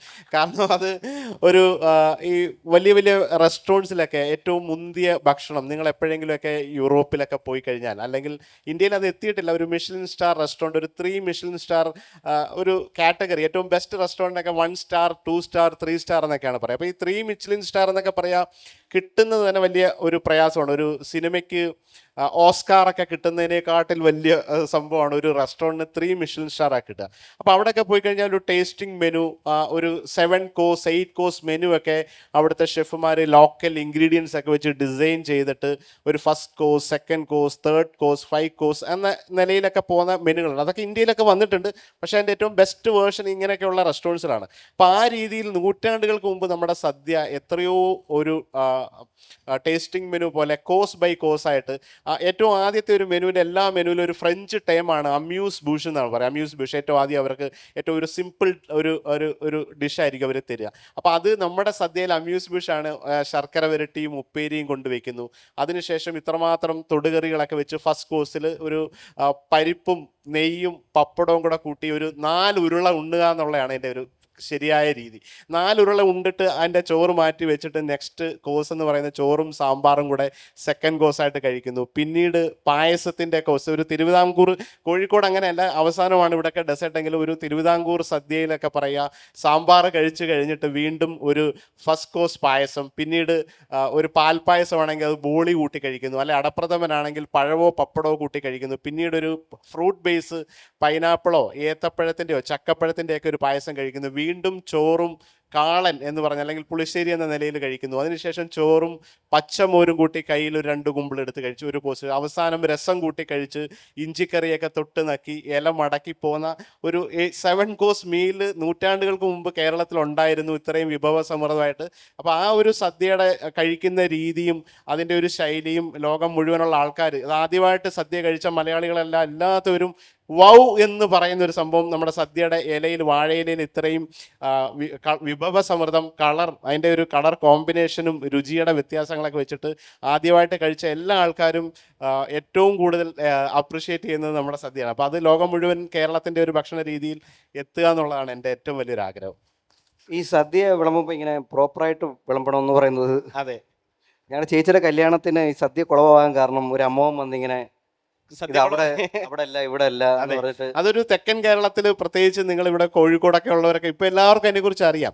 ഇപ്പൊ തിരുവനന്തപുരത്തോ കൊല്ലത്തോ ആലപ്പുഴയിലോ നമ്മളൊക്കെ കേട്ടിട്ടുണ്ടാവും പപ്പടത്തിനൊക്കെ അടിയുണ്ടായി, അല്ലെങ്കിൽ ഒരു ഒരു അവിയലിന്റെ ഒരു പൊസിഷൻ മാറിയാൽ പ്രശ്നമുണ്ടാക്കുന്ന ആൾക്കാരുണ്ട്. കാരണം അവരുടെ ബ്രെയിനകത്ത് എത്രയോ വർഷങ്ങൾക്കുണ്ട് എവിടെയാണ് വിളമ്പേണ്ടത്, വെട്ട് വലതുവശത്ത് ഇല വെക്കുന്ന, അതിപ്പോൾ എല്ലാവർക്കും അറിയാവുന്നതാണ്. അതിപ്പോൾ ഇലയുടെ വെട്ട് വലതുവശത്ത് വെച്ച് തുടങ്ങുക എന്നുള്ള മുതൽ ഈ സദ്യ കഴിച്ച് ഇല മടക്കി വെക്കുന്നവരുള്ള രീതികൾ അറിയാവുന്ന ആൾക്കാരാണ് ആ ഒരു ഭാഗത്ത്. അപ്പോൾ അതിൻ്റെ തൊടുകറിയുടെ എണ്ണം മാറിയാലോ, അല്ലെങ്കിൽ ഒറ്റ സംഖ്യയിലുള്ള തൊടുകറി, ഇപ്പം നിങ്ങൾക്കിപ്പോൾ ഒരു സദ്യ ഇവിടെ ഉണ്ടാക്കാൻ പറഞ്ഞാൽ ചിലപ്പോൾ ഒരു 5 കറി ഉണ്ടാക്കും, 6 കറി ഉണ്ടാക്കും, ഇലയിൽ വിളമ്പുന്നതാണ്. അത് ഒറ്റ സംഖ്യയിൽ തന്നെ വേണം, 7 കൂട്ടം അല്ലെ 5 കൂട്ടം. ഇച്ചിരൂടെ മുന്തിയ വലിയ എക്സ്പെൻസീവ് ആയിട്ടുള്ള അല്ലെങ്കിൽ ഭയങ്കര ലക്ഷറീസ് ആയിട്ടുള്ള സദ്യയാണെങ്കിൽ 9 കൂട്ടം തൊടുകറി ഉണ്ടാവും, അല്ലെ 11 കൂട്ടം തൊടുകറി ഉണ്ടാവും. അപ്പോൾ ഇങ്ങനെയൊക്കെയുള്ള കണക്ക് പ്രകാരം സദ്യ കഴിക്കുകയും പരിപ്പ് വന്നിരുമ്പോൾ തന്നെ കൃത്യമായിട്ട് അതിൻ്റെ തൊട്ട് ബാക്കിൽ നെയ്യ് ഒഴിച്ച് തരണം എന്നുള്ള നിർബന്ധം. പപ്പടം കൃത്യമായിട്ട് ഒരു പപ്പടം ഉണ്ടാവണം. അത് കഴിഞ്ഞ് ഈ കഴിഞ്ഞാൽ തന്നെ സാമ്പാർ കൃത്യമായിട്ട് വരികയും ആ ഓർഡർ പോലും തെറ്റാൻ പറ്റാതെ വരുന്നതാണ്. അപ്പോൾ ആ രീതിയിലുള്ള ശീലങ്ങളാണ് തെക്കൻ കേരളത്തിൽ കൂടുതലുള്ളത്. ഇപ്പോൾ ഇവിടെ വരുമ്പം ആ ഒരു സദ്യ എല്ലാ കറികളും ഇലയിൽ വിളമ്പി നമ്മൾ സാമ്പാർ കൂട്ടി കഴിച്ചു കഴിഞ്ഞാൽ വീണ്ടും പായസം കഴിച്ച് തീർക്കുക എന്നുള്ളതാണ്. അപ്പോൾ ആ സദ്യയുടെ ഈ പറഞ്ഞ രീതിയിൽ ആ ഒരു തെക്കൻ കേരളത്തിൽ ആ ഒരു സദ്യക്ക് ഈ ഇല മടക്കുന്നതിന് രീതിയില്ല, ഇങ്ങനെ മടക്കി ഇഷ്ടപ്പെട്ടു. അത് പല തരത്തിൽ ആളുകൾ പല രീതിയിൽ പറയാണ്. ഇപ്പോൾ എൻ്റെ ഒരു ലോജിക്ക് വെച്ചിട്ട് നമ്മളിപ്പോൾ അവസാനം കഴിക്കുന്നത് രസവും മോരൊക്കെയാണ്. അപ്പോൾ ഈ രസവും മോരൊക്കെ കയ്യിലൊക്കെ ഒഴിച്ചു കഴിഞ്ഞാൽ അത് ഒഴുകി വീഴുന്ന ഒരു സാധ്യത വെച്ച് നോക്കുമ്പോൾ നമ്മൾ ഇല ഇങ്ങോട്ട് മടക്കിയാൽ നമ്മുടെ ദേഹത്തേക്ക് തന്നെ വീഴാനുള്ള സാധ്യതയാണ്. അപ്പോൾ ഇതിൻ്റെ ശരിക്കും ഒരു ലോജിക്കലി ഒരു സദ്യ കഴിക്കുമ്പം ഇല അങ്ങോട്ട് നമ്മുടെ എതിർവശത്തേക്ക് വിളമ്പുകയും അത് ക്ലിയർ ചെയ്യാനായിട്ട് എടുക്കുമ്പോൾ അത് ഏത് രീതിയിൽ പോയാലും ഏറ്റവും ഒരു ലോജിക്കലി കാണുന്നത് തിരിച്ചു വെക്കണം. അപ്പോൾ ആളുകൾ പലരും പറയും മരണ വീട്ടിലാണ് ഇങ്ങനെ വെക്കേണ്ടത് അങ്ങനെ വെക്കേണ്ടതെന്നൊക്കെ പറയും. എൻ്റെ ഒരു സദ്യ കഴിച്ച് ഏറ്റവും അവസാനം കഴിക്കുന്ന മോര് രസം ഇതൊക്കെ ഊർന്ന് വളരെ ലൂസായിട്ട്, ഇപ്പോൾ സാമ്പാറോ പരിപ്പോ ആ ഒരു തിക്ക് കൺസിസ്റ്റൻസിയിലൊക്കെ ഉള്ളതാണെങ്കിൽ ഇല കൃത്യമായിട്ടിരിക്കും. അപ്പോൾ തീർച്ചയായിട്ടും ഇല മടക്കി നമ്മുടെ മുമ്പിലേക്ക് വെക്കുന്നതാണ് ഒരു പ്രാക്ടിക്കലി ഏറ്റവും ബെസ്റ്റ് വേർഷൻ എന്നാണ് നമുക്കൊക്കെ പറയാനുള്ളത്. യെസ്, നമസ്കാരം, രണ്ടുപേർക്കും നമസ്കാരം. ഞാൻ തൃശ്ശൂരിൽ നിന്നാണ്. അതെ. സാറിൻ്റെ ഒരു റെസ്റ്റോറൻറ്റ് സോബ സിറ്റി മാളിലുണ്ട്. ഞങ്ങൾ ഇടയ്ക്ക് പോകുമ്പോൾ സാറിനെ ഓർക്കാറുണ്ട്. സാർ, എൻ്റെ ചോദ്യം എന്താണെങ്കിൽ നമ്മൾ കുറേ മലയാള സിനിമകളിൽ ഫുഡിന് പ്രാധാന്യം കൊടുത്തിട്ടുണ്ട്. ഇപ്പോൾ സാൾട്ട് ആൻഡ് പെപ്പർ, അതുപോലെ നമുക്കിപ്പോൾ അങ്കമാലി ഡയറീസ്, അങ്ങനെ കുറേ സിനിമകൾ കണ്ടു കഴിഞ്ഞാൽ ഇപ്പോൾ നമുക്ക് കോഴിക്കോട് നിന്ന് സംസാരിക്കുമ്പോൾ ഒരിക്കലും ഉസ്താദ് ഹോട്ടൽ എന്നുള്ള സിനിമേനെ ഒരിക്കലും മറക്കാൻ സാധിക്കില്ല. അതിൽ ഉപ്പൂപ്പ ഫൈസിയോട് പറയുന്ന ഒരു വാചകം എങ്ങനെയാന്ന് തോന്നുന്നു, അതായത് ഈ സുലൈമാനിയിൽ കുറച്ച് മൊഹബത്ത് കൂടി ചേർക്കുക എന്നുള്ളൊരു മനസ്സ് നിറയ്ക്കുക എന്നുള്ള. അപ്പൊ അങ്ങനെ ഉള്ള ഏതെങ്കിലും സാർ, ഇപ്പോൾ നമ്മൾ പറയും ചിത്രം വരയ്ക്കുന്ന ആളായാലും ഒരു ശില്പി ആയാലും അയാളുടെ ആത്മാവിന്റെ ഒരു അംശം അദ്ദേഹത്തിന്റെ സൃഷ്ടിയിൽ കൊടുക്കാറുണ്ട്. അതുപോലെ സാറ് പിന്നെ പാചകം ചെയ്യുമ്പോൾ ആ രീതിയിൽ ഏതെങ്കിലും രീതിയിലുള്ളൊരു കൂട്ടിച്ചേർക്കൽ അല്ലെങ്കിൽ ആത്മാവിൻ്റെ ഒരു അംശം ചേർക്കുന്ന ഒരു ശൈലി, സാറിൻ്റെ ഒരു സ്റ്റൈൽ എന്താണ് ആ രീതിയിൽ? ഞാൻ പ്രൊഫഷണലി ഒരു ട്രെയിൻഡ് ആയിട്ട് വന്നൊരു ഷെഫല്ല. ഞാൻ ഹോസ്പിറ്റാലിറ്റി മാനേജ്മെൻറ്റ് പഠിക്കുകയോ അല്ലെങ്കിൽ ഒരു കംപ്ലീറ്റ് തിയറി, ഒരു ബേസിക്കലി ഒരു കൾണറി ഒരു പ്രൊഫഷണൽ എന്ന് പറയുക, ഒരു +2 ഒക്കെ കഴിഞ്ഞ് ഒരു ഹോസ്പിറ്റാലിറ്റി ഡിഗ്രിയൊക്കെ 4 ഇയേഴ്സ് എടുത്ത് അത് മൾട്ടിപ്പിൾ തിയറിയും പ്രാക്ടിക്കലൊക്കെ പഠിച്ച് ഒരു 6 മന്ത് ഇൻറ്റേൺഷിപ്പ് ഒക്കെ എടുത്തിട്ട് വീണ്ടും ഒരു 6 month on the job training ഒക്കെ കഴിഞ്ഞ് കോമി 2 കോമി 3 എന്നൊക്കെ പറഞ്ഞ് പല പൊസിഷനായിട്ടാണ് ഒരു ഷെഫ് വരിക. അപ്പോൾ നമ്മൾ ആ ഒരു രീതിയിലെല്ലാം പ്രാക്ടിക്കലി വന്ന ഒരാളാണ്. അപ്പോൾ എൻ്റെ ഒരു അനുഭവത്തിൽ പറയുക, ഭക്ഷണം ഉണ്ടാക്കി കൊടുക്കുക എന്ന് പറയുന്നത് ശരിക്കും ഒരു ഉള്ളിൽ ഒരു പ്രൊഫഷനേക്കാളുപരി ഈ ഒരു മേഖലയിലേക്ക് വരുന്നവർക്ക് ഒരു വെച്ച് വിളമ്പാനും അതുപോലെ വെച്ചു വിളമ്പുക എന്നുള്ളതും കൂടാണ്. മറ്റൊരാളെ കഴിക്കുന്ന ഒരു ഭക്ഷണത്തിനെ ആ ഒരു ഡിവൈനോട് കൂടി കണ്ട് കഴിക്കുക എന്നുള്ള ഒരു രീതിയിലാണ് കാണുക. അപ്പോൾ നമ്മൾ തീർച്ചയായിട്ടും നമ്മുടെ അമ്മമാരൊക്കെ എന്തുകൊണ്ടാണ് ഉണ്ടാക്കുന്ന ഭക്ഷണം ഇത്രയും പ്രിയപ്പെട്ടത്? നിങ്ങൾ എവിടെയെങ്കിലുമൊക്കെ ട്രാവൽ ചെയ്തിട്ട് വലിയ വലിയ ഹോട്ടലൊക്കെ ഒത്തിരി ഭക്ഷണമൊക്കെ കഴിച്ചാലും തിരിച്ച് വീട്ടിൽ വന്നിട്ട് നമ്മുടെ ഒരു സിമ്പിൾ ഹമ്പിൾ ഫുഡ് കഴിക്കാനുണ്ടാകുന്ന ഒരു തൃപ്തി വരിക എന്ന് പറയുന്നത് അവർ സ്നേഹം കൂടെ ചാലിച്ചുണ്ടാക്കി തരുന്നത് കൊണ്ടാണ്. അപ്പോൾ തീർച്ചയായിട്ടും കുക്കിങ്ങിനകത്ത് ഭക്ഷണം ഉണ്ടാക്കുമ്പോൾ അതിനോടൊരു പ്രണയം, ആ ഒരു ഇൻഗ്രീഡിയൻസിനോടുകൂടി അത് തിളച്ച് വരുന്ന ഒരു സമയം നമുക്ക് വേണമെങ്കിൽ ഭക്ഷണം ഏത് രീതിയിൽ വേണമെങ്കിലും ഉണ്ടാക്കാം. ചില ആൾക്കാരെ അമ്മയുടെയൊക്കെ ഈ കൈപ്പുണ്യം എന്നൊക്കെ പറയുന്നത് ഭയങ്കര ക്വാളിറ്റി ആയിട്ട് പറയുന്ന കാര്യം വെച്ചാൽ അതിന് അവർ കൊടുക്കുന്ന ഒരു എഫർട്ട്, അത് ഒരു ഷോർട്ട് കട്ട് പോലും ഇല്ലാണ്ട് തേങ്ങ വറുത്തരക്കേണ്ടതാണെങ്കിൽ വറുത്തരച്ച് തന്നെ എടുക്കും, അല്ലെങ്കിൽ വെള്ളം തൊടാണ്ട് അരക്കണമെങ്കിൽ അല്ലെങ്കിൽ സ്ലോ റോസ്റ്റ് ചെയ്യാനായിട്ട് അത് കരിയാണ്ട് അതിൻ്റെ മുമ്പിൽ നിന്ന് ഇളക്കി ഇളക്കി ഇളക്കി അതിൻ്റെ പെർഫെക്റ്റ് ആക്കാം. അപ്പോൾ അത് ആ ഒരു രീതി ചെയ്യുന്നത് നമ്മുടെ അവിടെയുള്ള ആ കുക്കിങ്ങിനോട് താല്പര്യമുള്ള ആ ഒരു എഫർട്ട് ചെയ്യുന്നതാണ്. ഇപ്പോൾ ഒരു സാമ്പാർ വേണമെങ്കിൽ കഷ്ണങ്ങളൊക്കെ വൃത്തിയായിട്ട് ഒരു പാത്രത്തിൽ കുക്ക് ചെയ്ത് ഓരോ കഷ്ണങ്ങൾ സദ്യയിലൊക്കെ ഉണ്ടാക്കുന്ന ഒരു ടൈമുണ്ട്. കുമ്പളങ്ങ ഇടേണ്ട സമയമുണ്ട്, വഴുതനങ്ങ ഇടേണ്ട സമയമുണ്ട്, പച്ചമുളക് ഇടേണ്ട സമയമുണ്ട്. എന്നാലാണ് ഈ പച്ചക്കറികളൊക്കെ കൃത്യമായിട്ട് കാണാൻ പറ്റുക. പക്ഷേ ഇപ്പോൾ വേണമെങ്കിൽ കുക്കറിൽ ഒരു വിസിൽ അടിച്ചാലും സാമ്പാറാവും, അത് ചില കഷ്ണങ്ങൾ നമ്മൾ കാണാൻ പറ്റാണ്ടാവും. അപ്പോൾ ആ രീതിയിലൊക്കെ പറയുമ്പോൾ ശരിക്കും പണ്ടൊക്കെ ഉള്ളവർ ഉണ്ടാക്കുക എന്ന് പറഞ്ഞാൽ അതിൻ്റെ ഒരു കൃത്യത, അതായത് കഴിക്കുന്ന ആളുകളിന് തൃപ്തിയാവണമെന്ന് കരുതി എടുക്കുന്ന എഫർട്ടാണ്. അപ്പോൾ ആ ഒരു എഫർട്ട് എടുക്കുമ്പോൾ തീർച്ചയായിട്ടും ഈ പറഞ്ഞ കാര്യങ്ങളും ആ ഒരു മനസ്സ് നിറയുന്ന സംഭവം വരും എന്നാണ് തോന്നുന്നത്. യെസ്. പിന്നെ ഈ നമ്മുടെ ഈ സദ്യയിലും ഉണ്ടല്ലോ പ്രാദേശികവാദം. അതെ തിരുവനന്തപുരത്തുകാർ പറയും അവരുടെ സദ്യ നല്ലത്, അതെ കൊല്ലത്തുകാർ പറയും അവരുടെ സദ്യ നല്ലത്, ആലപ്പുഴക്കാർ പറയും ശരിക്കും എവിടുത്തെ സദ്യയാണ് നല്ലത്? എനിക്ക് അങ്ങനെ, ഞാൻ അത് നേരത്തെ പറഞ്ഞു, നമ്മുടെ ഒരു ഭക്ഷണ രീതി എന്ന് പറഞ്ഞാൽ ഓരോ സ്ഥലത്തും അതിൻ്റെ ചുറ്റുപാടുകൾ, അവിടുത്തെ ഇൻഗ്രീഡിയൻസ് അതനുസരിച്ചിട്ട് രൂപപ്പെട്ട് വരുന്ന ഒരു കാര്യമാണ്. അപ്പോൾ എനിക്കൊരു ഭാഗ്യം ഉണ്ടായെന്ന് വെച്ചാൽ ഞാൻ കുറേ ഇപ്പോൾ കേരളത്തിൽ തന്നെ എല്ലാ സ്ഥലങ്ങളിലും പോയി പല വീടുകളിലും പോയി ഭക്ഷണം കഴിച്ചിട്ടുള്ള ആൾക്കാരാണ്. അതേപോലെ ഇന്ത്യയിലെ തന്നെ പല സ്ഥലങ്ങളിലും ലോകത്തൊക്കെ പോയി കഴിച്ച് കുറേ അനുഭവങ്ങളൊക്കെ ആകുമ്പോൾ നമുക്കൊരു വലിയൊരു ഡാറ്റ കിട്ടും. അപ്പം എനിക്ക് മനസ്സിലായിട്ടുള്ളത് അതാത് സ്ഥലത്ത് രൂപപ്പെട്ട് വരുന്ന ഒരു ഭക്ഷണം ഏറ്റവും മികച്ചതാണ്. അപ്പോൾ അതിനൊരിക്കലും നമുക്ക് ഇന്ന സ്ഥലത്തെ ഭക്ഷണം ഏറ്റവും മികച്ചതെന്ന് പറയാൻ പറ്റില്ല. ഇപ്പം പത്തനംതിട്ടയിലുള്ളൊരു മത്സ്യക്കറി, അല്ലെങ്കിൽ അത് കോഴിക്കോട് ഇത്രയും ആളുകൾ ഇഷ്ടപ്പെടുന്ന ഭക്ഷണ രീതിയാണ്. അപ്പോൾ അതുകൊണ്ട് എൻ്റെ ഒരു അഭിപ്രായത്തിൽ ഭക്ഷണം എന്ന് പറയുന്നത് അതാത് സ്ഥലത്തെ എന്തൊക്കെയോ ഹിസ്റ്റോറിക്കൽ കാരണങ്ങൾ കൊണ്ട് രൂപപ്പെട്ട് വന്ന ഒരു കൾച്ചറാണ്. അപ്പോൾ അത് ഇന്നെടുത്തത് മികച്ചത് എന്ന് പറയാൻ പറ്റില്ല. പക്ഷേ ഈ സദ്യ, പ്രത്യേകിച്ച് സദ്യയുടെ ഒരു കാര്യം ചോദിച്ചാൽ പേഴ്സണലി ഞാൻ തിരുവിതാംകൂർ പറയുന്നത് ഇത് ഒരു ശൈലിയും ചിട്ടവട്ടത്തോടു കൂടി അതിനെ ഡിസൈൻ ചെയ്തതാണ്. അത് ഒരാളായിട്ടല്ല, എത്രയോ വർഷങ്ങൾ കൊണ്ട് ചോറ് വെക്കുന്നതിന് പോലും. ഇപ്പോൾ ഇവിടെയൊക്കെ ഒരു സദ്യ എന്ന് പറഞ്ഞാൽ നമുക്കറിയാം, ഒരു കാറ്ററിങ്ങിൽ ചോറ് വെച്ച് വരും. അപ്പോൾ ചോറ് 11 മണിക്കാണ് കല്യാണമെങ്കിൽ വെളുപ്പിനെ 4 മണിക്ക് വെള്ളം വെക്കും. അപ്പോൾ ആ ഫസ്റ്റ് ചോറിട്ടിട്ട് ആ ഒരു സദ്യയുടെ പന്തിക്ക് ചോറ് വിളമ്പുന്നതിൻ്റെ ചോറിൻ്റെ ചൂട് വരെ കറക്റ്റ് കണക്കാക്കിയാണ് അവിടെ സദ്യ. ഇപ്പോഴും എല്ലാം കാറ്ററിങ്ങിലൊക്കെ അത് മാറി. സാമ്പാർ 3 മണിക്ക് പരിപ്പ് വേവിക്കും. കാരണം അതിൻ്റെ എല്ലാം ഒരു 5 മണി അല്ലെ വൈകുന്നേരം 4 മണി വരെ സദ്യ കൊടുത്താലും ഇതിൻ്റെയൊക്കെ ചൂട് കറക്റ്റായിട്ട് നിലനിൽക്കാൻ വേണ്ടിയിട്ട് ഇതിനെല്ലാം കൃത്യസമയമാണ്. അപ്പം മുഹൂർത്തത്തിനനുസരിച്ചിട്ട് പെണ്ണും ചെക്കനും കെട്ടി മുഹൂർത്തം കഴിഞ്ഞൊരു 10 മിനിറ്റ് കഴിയുമ്പോഴാണ് ആദ്യത്തെ പന്തിയെങ്കിൽ അതിൻ്റെ ബാക്ക് സമയം അവർ കാൽക്കുലേറ്റ് ചെയ്താണ് ചോറും സാമ്പാറും അല്ലെങ്കിൽ അവിയലിന് എപ്പോഴാണ് തേങ്ങ അരപ്പിടേണ്ടത് അല്ലെങ്കിൽ തൈര് എപ്പോഴാണ് ചേർക്കുന്ന പോലും കൃത്യമായിട്ട് വെക്കുന്നതാണ്. അപ്പോൾ ആ രീതിയിൽ അവിടെ ഒരു സിസ്റ്റവും പ്രോസസ്സും ഉണ്ടായതുകൊണ്ട് എനിക്ക് കുറച്ച് അതിൻ്റെ ശൈലി, രുചിയുടെ കാര്യം ഈ പറഞ്ഞ പോലെ ആപേക്ഷികമാണ്, ഓരോ സ്ഥലത്തെ രീതി അനുസരിച്ചിട്ടാണ്. ഇവിടെ ഭക്ഷണം, ഇപ്പോൾ കോഴിക്കോടിൻ്റെ ഭക്ഷണത്തെക്കുറിച്ച് ഇവിടെ ഇപ്പോൾ ഒരു കേരളം, നമ്മൾ വിദേശത്ത് ജോലിയിലൊക്കെ ജോലി ചെയ്യുന്ന സമയത്ത് നമ്മൾ കേരളത്തിൻ്റെ പേരേ പറയില്ല, ഇത് മലബാർ എന്നാണ്. നമ്മുടെ ഒരു ഫുഡിൻ്റെ എല്ലാം ഒരു മെനുവിലൊക്കെ പോയി കഴിഞ്ഞാലും മലബാർ കേരള പൊറോട്ടയാണ്, പക്ഷെ അവിടെ എല്ലാം പറയാം മലബാർ പൊറോട്ടയാണ്. അപ്പം മലബാറി ക്യുസിൻ എന്നാണ് പറയുക. അപ്പോൾ അതെല്ലാം വന്നത് ഈ കോഴിക്കോടിൻ്റെ ഭക്ഷണ രീതിയെ അഡ്രസ്സ് ചെയ്ത് അതൊരു ബെഞ്ച് മാർക്കാക്കിയാണ് ഇൻ്റർനാഷണലിൽ കേരള ക്യുസിനെ കാണുന്ന പോലെ. അപ്പോൾ ഇവിടുത്തെ ഒരു ഭക്ഷണത്തിൻ്റെ ഏറ്റവും വലിയൊരു സ്ഥലമാണ്. അപ്പോൾ അത് വെച്ചിട്ട് ഇവിടുത്തെ ഭക്ഷണത്തിന് ഇതിൻ്റേതായ മഹത്വവും മേന്മയുണ്ട്. അതുപോലെ ഓരോ സ്ഥലങ്ങളിലെ ഭക്ഷണങ്ങൾക്കും ഉണ്ടെന്നാണ് എൻ്റെ ഒരു അഭിപ്രായം. സാറ് ഈ കരിയർ സ്റ്റാർട്ട് ചെയ്യാനായിട്ട് ഇതാവാനായിട്ട് എന്തെങ്കിലും ഒരു ബാക്ക് സ്റ്റോറി ഉണ്ടോ സാറിൻ്റെ? എൻ്റെ ഒരു ബാക്ക് സ്റ്റോറി അല്ല, വളരെ ആക്സിഡൻ്റലായിട്ട് വേറൊരു മാർഗമില്ലാണ്ട് ഇതിനകത്ത് വന്നു പോയ ആളല്ല. ഇതൊരു പ്ലാൻ ചെയ്ത് വന്ന ഒരാളല്ല, അല്ലെങ്കിൽ ഞാൻ നേരത്തെ പറഞ്ഞ പോലെ ട്രെയിൻഡ് അല്ലായിരുന്നു. ഒരു ചെറുപ്പത്തിൽ തന്നെ വേറൊരു ജോലി കിട്ടാഞ്ഞ് ഇങ്ങനൊരു ജോലിയിലേക്ക് എത്തുകയും കിച്ചണിലേക്ക് വരികയും പിന്നീട് ഇതിനകത്ത് നമുക്കൊരു സ്കില്ലുണ്ടെന്ന് തിരിച്ചറിഞ്ഞ് കയറി വന്ന ഒരാളായിട്ടാണ്.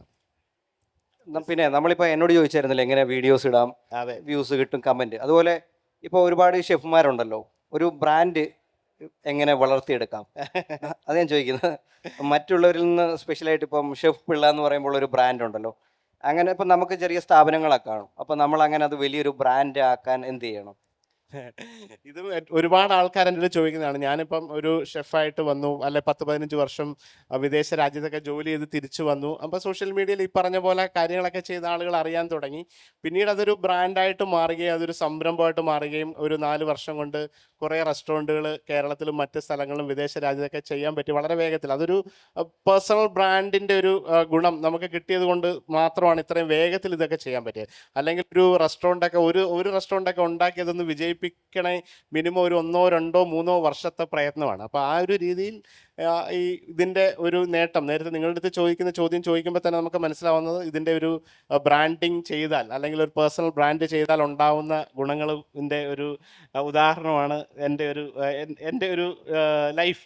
അപ്പോൾ ആ രീതിയിൽ നമ്മൾ പറയുന്നത് നിങ്ങൾക്കൊക്കെ നാളെ എന്തെങ്കിലുമൊക്കെ ഒരു ചെയ്യണമെന്ന് തോന്നിയാൽ, അപ്പോൾ എല്ലാവരുടെയും ആഗ്രഹമാണ് എന്തെങ്കിലുമൊക്കെ ഒരു സംരംഭകനാവുക അല്ലെങ്കിൽ എന്തെങ്കിലും ഒരു കാര്യം ചെയ്യുക എന്നുള്ളത്. അത് എൻ്റെ ഒരു ഫസ്റ്റ് ഇതാണ് കണ്ടിന്യൂസ് ആയിട്ട് കൺസിസ്റ്റൻ്റ് ആയിട്ട് നമ്മൾ കാര്യങ്ങൾ ചെയ്തുകൊണ്ടേയിരിക്കുക എന്നുള്ളത്. പാശ്ചാത്യ ഇൻഫ്ലുവൻസിന്റെ പരമായിട്ട് നമ്മുടെ തനത് രുചികൾ നഷ്ടപ്പെടുന്നതായിട്ട് തോന്നുന്നുണ്ടോ? തീർച്ചയായിട്ടും തോന്നുന്നുണ്ട്. തീർച്ചയായിട്ടും അതിൻ്റെ കാര്യങ്ങൾ നമുക്കിപ്പോൾ കാണാൻ പറ്റും. പാശ്ചാത്യ കേരളത്തിൻ്റെ അകത്ത് തന്നെ ഏറ്റവും വലിയൊരു എക്സാമ്പിളാണ്. ഒരു 20 വർഷത്തെ നമ്മളൊരു പഴയ ഒന്ന് തിരിഞ്ഞു നോക്കിയാൽ നമ്മുടെ കേരളത്തിൻ്റെ ഭക്ഷണം ഉണ്ടായിരുന്നു. കേരളത്തിൽ കൂടിപ്പോയാൽ അതല്ലാണ്ട് വരിക നിങ്ങൾക്കൊക്കെ അറിയാവുന്ന ഒരു 20-30 വർഷം മുമ്പൊക്കെ ഒരു ചൈനീസ് ഭക്ഷണം അല്ലെങ്കിൽ ഒരു സ്വീറ്റ് കോൺ ചിക്കൻ സൂപ്പോ അല്ലെങ്കിൽ ഒരു ന്യൂഡിൽസ് അല്ലെങ്കിൽ അത് മാത്രമായിരുന്നു മലയാളികളുടെ ഫസ്റ്റ് ചോയ്സ്. പിന്നീടാണ് ഈ ബട്ടർ ചിക്കനും മറ്റ് കാര്യങ്ങളൊക്കെ വന്നു. പിന്നീട് അതിൻ്റെ ഇടയിൽ ഇറ്റാലിയൻ ഫുഡിൻ്റെ ഒരു സംഭവം, പിസ്സ, പാസ്തയൊക്കെ മലയാളികളുടെ ഇടയിലേക്ക് വന്നു. പിന്നീട് ഒരു ലാസ്റ്റ് 10 years നോക്കിയാൽ ഏറ്റവും ഇൻഫ്ലുവൻസ് ആയിട്ടുള്ള അറബിക് ക്യുസിൻ ഇത്രമാത്രം മലയാളിയുടെ ഇടയിൽ വന്ന് ചേർന്നു. അതിൻ്റെ ഒരു 2 കാരണങ്ങൾ നമ്മൾ നോക്കിയാൽ ബാക്കിയൊക്കെ ഒരു 5 വർഷം കൊണ്ട് പോവുകയും പിന്നീട് തിരിച്ച് വീണ്ടും നാടൻ ഭക്ഷണങ്ങൾ വരികയൊക്കെ ചെയ്തു. അപ്പോൾ ഈ കഴിഞ്ഞ ഒരു 30-40 വർഷമായിട്ട് മലയാളികൾ പ്രവാസികളായിട്ട് മിഡിൽ ഈസ്റ്റുകളിൽ പോയി അവരുടെ ഒരു ഫസ്റ്റ് ജനറേഷൻ സെക്കൻഡ് ജനറേഷൻ അവിടെ നിൽക്കുന്നു. അത് കഴിച്ച് അവർ തിരിച്ചു വന്നപ്പോൾ അവിടുത്തെ ഒരു ഭക്ഷണ രീതി അതിൻ്റെ ഒരു നോർമലായിട്ട് മാറിയതിൻ്റെ ഒരു ഇതാണ്. ഇപ്പം പണ്ട് നമ്മുടെ കേരളത്തിൻ്റെ തനതായിട്ടുള്ള ചായക്കടകളൊക്കെ എത്രമാത്രം അല്ലെ ഒരു 30 വർഷത്തിന് മേലെയുള്ള ഒരു 100 കടകൾ ഇപ്പം കേരളത്തിലില്ല എന്നുള്ളതാണ്. 100 പോലും ഇല്ല, ഒരു 50 പോലും ഉണ്ടാവില്ല. 30-40 വർഷത്തിന് മുകളിൽ പാരമ്പര്യമുള്ള കേരളം, ഇപ്പോൾ കാസർഗോഡ് മുതൽ തിരുവനന്തപുരം, അപ്പോൾ അങ്ങനെയൊക്കെയുള്ള റെസ്റ്റോറൻറ്റുകളൊക്കെ പഴയകാല ചായക്കടകൾ അല്ലെ പഴയകാല ഭക്ഷണങ്ങൾ കൊടുത്തുകൊണ്ടിരുന്നവരൊക്കെ അപ്രത്യക്ഷമാവുകയും അതിന് ബദലായിട്ട് ഇപ്പോഴത്തെ ഒരു ജനറേഷൻ ഏറ്റവും ഡിമാൻഡുള്ള ഏതാണോ ഭക്ഷണം അതൊരു മാർക്കറ്റിൻ്റെ ആവശ്യമാണ്. ആ മാർക്കറ്റിൻ്റെ ആവശ്യം കൊണ്ട് വന്നുപോയാണ്. അപ്പോൾ പണ്ടുണ്ടായിരുന്ന ഭക്ഷണ രീതികൾ നമ്മുടെ തനതായിട്ട് ഇഡ്ഡലി, ദോശ അല്ലെങ്കിൽ അപ്പവും മുട്ടക്കറിയൊക്കെ കിട്ടുന്ന കടകൾ വളരെ അപൂർവമായിട്ടുള്ള കടകൾ മാത്രമായിട്ടാണ് വരിക. അപ്പം ഈ ഒരു 30 വർഷത്തിന് മേലെയുള്ള 30 റെസ്റ്റോറൻറ്റ് പോലും ഇപ്പം നിലവിലില്ല എന്നുള്ളതൊരു യാഥാർത്ഥ്യമാണ് ഇവിടെ. എനിക്ക് ശ്രീകാന്തേട്ടനോടാണ് ചോദിക്കാനുള്ളത്. ആദ്യം തന്നെ ഞാൻ പറയാ, ആൾക്കാരെ ചിരിപ്പിക്കുക എന്ന് പറഞ്ഞത് വലിയൊരു കഴിവാണ്. പല സിറ്റുവേഷനിലിരിക്കുന്ന ആൾക്കാരെ കാര്യം അപ്പോൾ ഒരാൾക്കാരെ മനസ്സുകൊണ്ട് ചിരിപ്പിക്കുക എന്ന് പറയുന്നത് വലിയൊരു കാര്യമാണ്. അത് വലിയൊരു കഴിവാണ് ഏട്ടൻ്റെ. പിന്നെ ഈ ചോദിക്കാനുള്ളത് എന്താ വെച്ചാൽ, ഇനി സിനിമയിൽ എങ്ങനത്തെ തരം റോള് ചെയ്യാനാണ് ഏറ്റവും കൂടുതൽ താല്പര്യം? അതേപോലെ ആരെ കൂടെ അഭിനയിക്കാനാണ് ഏറ്റവും കൂടുതൽ ആഗ്രഹിക്കുന്നത്? എല്ലാവരുടെ കൂടെ അഭിനയിക്കണമെന്ന് ആഗ്രഹമുണ്ട്. ഞാൻ ഓടുംകുതിരയിൽ ഞാൻ ഫഹദ് ഫാസിലിൻ്റെ വലിയ ആരാധകനായിരുന്നു. അപ്പം ഓടുംകുതിരയിൽ കുറച്ച് സീൻ കട്ടായിപ്പോയി, എങ്കിലും പുള്ളിയുടെ കൂടെ അഭിനയിക്കാനൊക്കെ പറ്റി. ഇനിയിപ്പം ലാലേട്ടൻ, മമ്മൂക്ക അവരെ കണ്ടാണല്ലോ നമ്മൾ വളർന്ന സിനിമയൊക്കെ ആഗ്രഹിക്കുന്നത്. അപ്പോൾ അവരുടെ കൂടെ അഭിനയിക്കണമെന്നാണ് ആഗ്രഹം. അതിനുവേണ്ടി എന്തൊക്കെ എഫർട്ടാണ് ഇനി എടുക്കാൻ പോകുന്നത്? ഇപ്പോൾ ലാലേട്ടൻ മമ്മൂട്ടിയോടൊക്കെ അഭിനയിക്കണം എന്നൊക്കെ പറയാം. അപ്പോൾ ആ ഒരു ലെവലിലേക്ക് എത്തി നിങ്ങൾ. അപ്പോൾ ഇനി എന്തൊക്കെ ചെയ്താലാണ് ആ ഒരു രീതിയിലേക്ക് എത്തുക? അതോ ഇതേപോലെ അങ്ങ് പോയി കഴിഞ്ഞാൽ തന്നെ നമ്മളിപ്പം ഞാൻ തന്നെ ഇങ്ങനെ ആലോചിക്കാറുണ്ട്, ഇങ്ങനെ നമ്മളിപ്പോൾ ഒരേ ലെവലിലാണല്ലോ പൊക്കോണ്ടിരിക്കുന്നത്, അങ്ങനെ അതോർത്താണ് ഞാൻ ടെൻഷൻ അടിക്കുന്നത്. അപ്പോൾ ഇനിയിപ്പോൾ എന്തെങ്കിലും ഒരു മാറ്റം വേണമല്ലോ. ഇപ്പം കുറേ നാൾ റീൽ ചെയ്തു പോകുന്നു, സിനിമകൾ കിട്ടി തുടങ്ങുന്നു. അപ്പോൾ ഇനിയിപ്പോൾ നമ്മുടെ കരിയർ ചേഞ്ച് ആവുന്ന ഏതെങ്കിലും ഒരു റോള് കിട്ടണം. അങ്ങനെ ഇപ്പോൾ 1-2 സിനിമകളായിട്ടുണ്ട്. അതിൽ പേരൊക്കെ അനൗൺസ് ചെയ്യാത്തതുകൊണ്ട് ഞാൻ അതിൻ്റെ പേര് പറയുന്നില്ല. അപ്പോൾ അങ്ങനെ അത് അഭിനയിക്കണം. ബേസിൽ ജോസഫിൻ്റെ കൂട്ട് ഇടയ്ക്ക് അഭിനയിക്കുക, ഇടയ്ക്ക് ഡയറക്റ്റ് ചെയ്യുക, അതൊക്കെയാണ് നമ്മുടെ ആഗ്രഹം. അതൊക്കെ നടക്കണമെന്ന് ഞാൻ ആഗ്രഹിക്കുന്നു. തീർച്ചയായിട്ടും നടക്കട്ടെ. അങ്ങനെയൊക്കെയുള്ള ഈ ഒരു ക്രിയേറ്റീവായിട്ട് തന്നെ പോയി കഴിഞ്ഞാൽ ഡെഫിനറ്റ്ലി നിങ്ങളുടെ ആഗ്രഹം പോലെ അഭിനയവും സംവിധാനവും ഒരേപോലെ തന്നെ കൊണ്ടുപോകാൻ പറ്റുന്ന ഒരു മേഖലയായിട്ട് നിങ്ങൾക്ക് വരും. Thank you. Hello sir. Yes sir നമസ്കാരം. എൻ്റെ പേര് ശരത്ത്. ഞാനൊരു IT ജോലി ചെയ്യുന്ന ആളാണ്. എന്നെ സംബന്ധിച്ച് AI ഒരു വലിയൊരു ടൂളാണ്. എനിക്കത് വളരെ ഹെൽപ്ഫുള്ളാണ്. എൻ്റെ ലൈഫിൽ ജോലി ഭയങ്കരമായിട്ട് ഈസി ആക്കുന്നു പല പല കാര്യങ്ങളിൽ. ഫുഡ് എന്ന് പറയുന്ന ഒരു ഫിസിക്കൽ കാര്യവും എ ഐ എന്ന് പറയുന്നത് അത്ര ഒരു ഫിസിക്കലും അല്ല. ബട്ട് ഞാൻ ചോദിക്കുന്നത്, എ ഐ ഒരു ക്യുസീൻ അല്ലെ ഒരു ആ ഒരു ഫീൽഡിൽ നിങ്ങളെ ഹെൽപ്പ് ചെയ്യുന്നുണ്ടോ? നിങ്ങൾക്ക് ഇൻഫ്ലുവൻസ് അല്ലെങ്കിൽ ഒരു നിങ്ങൾക്കത് മെർജ് ചെയ്യാൻ എന്തെങ്കിലും സാധിക്കുന്നുണ്ടോ? തീർച്ചയായിട്ടും ഫുഡ് മേഖലയിൽ അല്ലെ ഹോസ്പിറ്റാലിറ്റിയിൽ എയുടെ വലിയൊരു സംഭവം വന്നുകൊണ്ടിരിക്കുകയാണ്. റോബോട്ടിക്സ് ആയിട്ടുള്ള ഷെഫുമാർ റീപ്ലേസ് ചെയ്ത് തുടങ്ങിയിട്ടുണ്ട്. പക്ഷേ നമ്മുടെ ഒരു നാടൻ ഭക്ഷണത്തിലേക്ക് അത് എത്രത്തോളം വരും എന്നുള്ളത് വലിയൊരു കാര്യമായിട്ട് കാണുന്നത്. പക്ഷേ ചൈനീസ് ഭക്ഷണം അല്ലെങ്കിൽ 1,00,000 അല്ലെങ്കിൽ 2,00,000 മീലൊക്കെ കുക്ക് ചെയ്യേണ്ട വലിയ ഫാക്ടറിയിലൊക്കെ ഒരു റെസിപ്പി സെറ്റ് ചെയ്തിട്ട് 5 6 അല്ലെങ്കിൽ 100 കണക്കിന് മനുഷ്യർ വേണ്ട പണികളൊക്കെ 4 5 റോബോട്ടുകളെ കൊണ്ട് ചെയ്യിപ്പിച്ച് ഫാക്ടറിയിൽ ഉള്ള റെഡി ടു ഈറ്റ് ഫുഡൊക്കെ മാറിക്കഴിഞ്ഞു. അപ്പോൾ അത് ഡാറ്റ വെച്ചിട്ടുള്ള കാര്യങ്ങളും റോബോട്ടിക്സ് വെച്ചുള്ളതൊക്കെ ഇൻഡസ്ട്രിയിലേക്ക് വന്നു. പക്ഷേ നമ്മുടെ ഒരു നാടൻ ഭക്ഷണം, കേരള ഭക്ഷണം അല്ലെ ഇന്ത്യൻ ക്യൂസിൻ ഇത്രമാത്രം ഈ സ്പൈസസ് ഒക്കെ യൂസ് ചെയ്തിട്ടുള്ളൊരു ഭക്ഷണത്തിന് റോബോട്ട്സോ അല്ലെ എ ഒക്കെ എന്തൊക്കെ ചെയ്യും എന്നുള്ളത് കാത്തിരുന്ന് കാണേണ്ട ഒരു കാര്യമാണ്. അത് പക്ഷേ സംഭവിക്കാൻ വലിയ സാധ്യത കുറവാണ്. കാരണം അത്രയ്ക്ക് ഡിഫറെൻറ്റ് പ്രോസസ്സാണ് നമ്മുടെ ഒരു ഭക്ഷണം.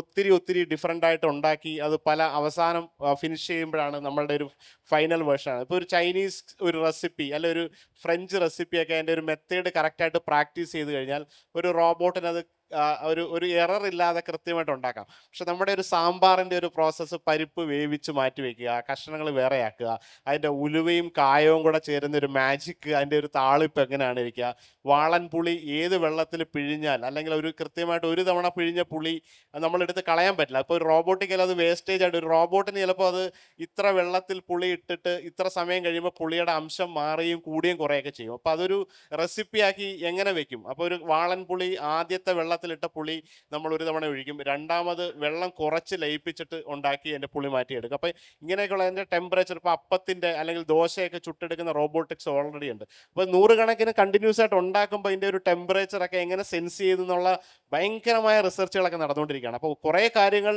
ഡെഫിനറ്റായിട്ട് റോബോട്ട് വരും. പക്ഷേ നമ്മുടെ കേരള ഭക്ഷണവും അല്ല ഇന്ത്യൻ ഭക്ഷണത്തിൽ ഈ നമ്മൾ പരമ്പരാഗതമായിട്ട് ഉണ്ടാക്കുന്ന ഭക്ഷണം അത് മനുഷ്യർ തന്നെ ഉണ്ടാക്കിയാലേ ആളുകൾക്ക് തൃപ്തിയാവുള്ളൂ എന്നാണ് എൻ്റെ ഒരു അതെ, ഞാൻ ഒരു ദിവസം കണ്ടന്റ് കിട്ടാൻ വേണ്ടി ChatGPT അത് അടിച്ചു കൊടുത്തു. ഞാൻ വളരെ ഫ്ലാറ്റ് ആയിട്ടുള്ള, നമുക്ക് ഒട്ടും ഇഷ്ടപ്പെടാത്ത രീതിയിലുള്ള സാധനങ്ങളായിരിക്കും, നമ്മുടെ നാടുമായിട്ട് ഒരു ബന്ധമില്ല സാധനങ്ങളൊക്കെ ആയിരിക്കും അവർ നമുക്ക് വേണ്ടി സജസ്റ്റ് ചെയ്ത് തരുന്നത്. ഞാനതുകൊണ്ട് അത് ഉപയോഗിക്കാറില്ല. അല്ല, ഞാൻ പറഞ്ഞ അതായത് നമ്മുടെ നാടിൻ്റെതായ തമാശകളൊക്കെ ആയിരിക്കുമല്ലോ അതിലേക്ക്. നമ്മളിപ്പോൾ ഞാൻ അങ്ങനെയാണ് ടൈപ്പ് ചെയ്ത് കൊടുത്തത്. അപ്പോൾ വളരെ ഫ്ലാറ്റ് ആയിട്ടുള്ള ഇതായിട്ടായിരിക്കും അവർ തിരിച്ച് റിപ്ലൈ ചെയ്യുന്നത്. തീർച്ചയായിട്ടും.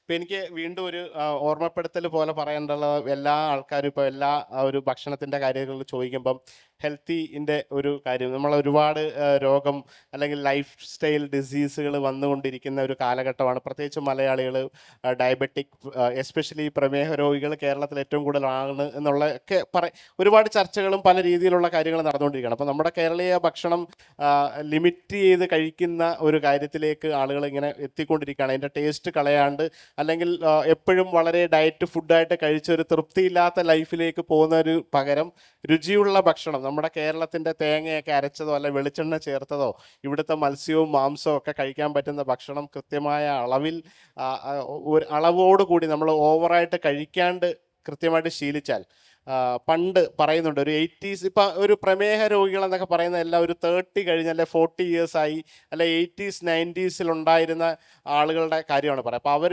ചെറുപ്പകാലത്ത് അവർക്ക് ഒരിക്കലും ഇന്ന ചിക്കൻ അല്ലെങ്കിൽ മട്ടൻ എല്ലാ ദിവസവും കഴിക്കാൻ പറ്റിയ ഒരു കാലഘട്ടമായിരുന്നില്ല. ഇന്നത്തെ ഒരു കുട്ടികളൊക്കെ എന്ന് വെച്ചാൽ അവരുടെ വീട്ടിൽ എല്ലാ ദിവസവും ഏത് ഭക്ഷണം വേണമെങ്കിലും കിട്ടും.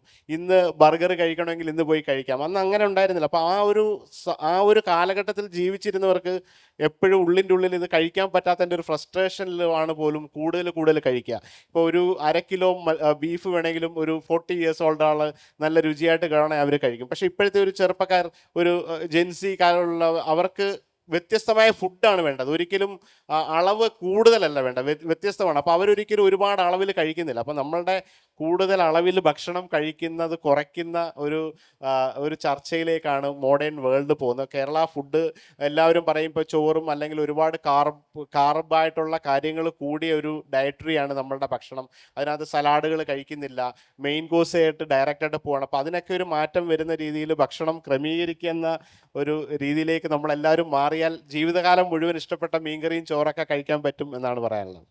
എൻ്റെ ക്വസ്റ്റ്യൻ ഷെഫിനോടാണ്. അതായത് ഷെഫ് സുരേഷ് പിള്ള എന്നൊരു നെയിമിൽ നിന്ന് ഷെഫ് പിള്ള എന്നൊരു ബ്രാൻഡിലേക്ക് എത്തിയിരിക്കുകയാണ്. അത് ആ ബ്രാൻഡ് ചെറിയ ബ്രാൻഡല്ല, ഒരു നെക്സ്റ്റ് ലെവൽ ബ്രാൻഡിലോട്ടാണ് എത്തിയിരിക്കുന്നത്. സോ ഈ ജേണിയിൽ സർ ഫേസ് ചെയ്ത ഏറ്റവും വലിയ ക്രൈസിസ് എന്തായിരുന്നു? ഒരു ക്രൈസിസ് ആയിട്ട് എന്ന് പറയാൻ ഞാൻ പറഞ്ഞ പോലെ ഒരു 30 വർഷം ഈ മേഖലയിൽ ജോലി ചെയ്തിട്ട് ഇതിൻ്റെ ഒരു ഓപ്പർച്യൂണിറ്റി വന്നു. ഒരു ആദ്യ റെസ്റ്റോറൻറ്റ് തുടങ്ങി. അപ്പം തന്നെ അതിന് എന്താ അത് കണ്ട് അതിൻ്റെ ഒരു ഓപ്പർച്യൂണിറ്റി കണ്ടിട്ട് ഒരേ സമയത്ത് പല മൾട്ടിപ്പിൾ ആയിട്ടുള്ള ബ്രാൻഡുകൾ അസോസിയേറ്റ് ചെയ്യാൻ പറ്റിയതിൻ്റെ ഒരു സംഭവമാണ്. അപ്പോൾ എൻ്റെ ഒരു ക്രൈസിസ് എന്ന് വെച്ചാൽ ഒരു റെസ്റ്റോറൻറ്റ് നടത്തിക്കൊണ്ടുപോകുക എന്ന് പറഞ്ഞാൽ ഏറ്റവും ടഫായിട്ടുള്ള ഒരു ബിസിനസ്സാണ്. ഭക്ഷണം, കാരണം ഇത് ഫ്രഷ് ഇൻഗ്രീഡിയൻസ് കുക്ക് ചെയ്തിട്ട് ആളുകൾക്ക് പല രുചിഭേദങ്ങളുള്ള ആളുകളെ സന്തോഷപ്പെടുത്തി ഡെയിലി കൺസിസ്റ്റൻ്റ് ആയിട്ട് അത്രയും രീതിയിൽ നടത്തിക്കൊണ്ടുപോകുന്ന ഒരു ബിസിനസ് കൊണ്ടുപോകാന്ന് പറയുന്നത് ഏറ്റവും പ്രയാസമുള്ളൊരു കാര്യമാണ്. അപ്പോൾ ഇത് ആളുകളെ എല്ലാവരെയും ഒരേപോലെ രീതിയിൽ എന്നും ഏത് സമയത്ത് വരുമ്പോഴും കൃത്യമായിട്ട് അവരെ ഹാപ്പിയാക്കി കൊണ്ടുപോകുന്ന രീതിയിൽ പോയിട്ട്, അപ്പോൾ ഒരു റെസ്റ്റോറൻറ്റോ 2 റെസ്റ്റോറൻറ്റോ ഒക്കെ ആണെങ്കിൽ ചിലപ്പോൾ എൻ്റെ ഒരു മേൽനോട്ടത്തിൽ ചെയ്യാൻ പറ്റും.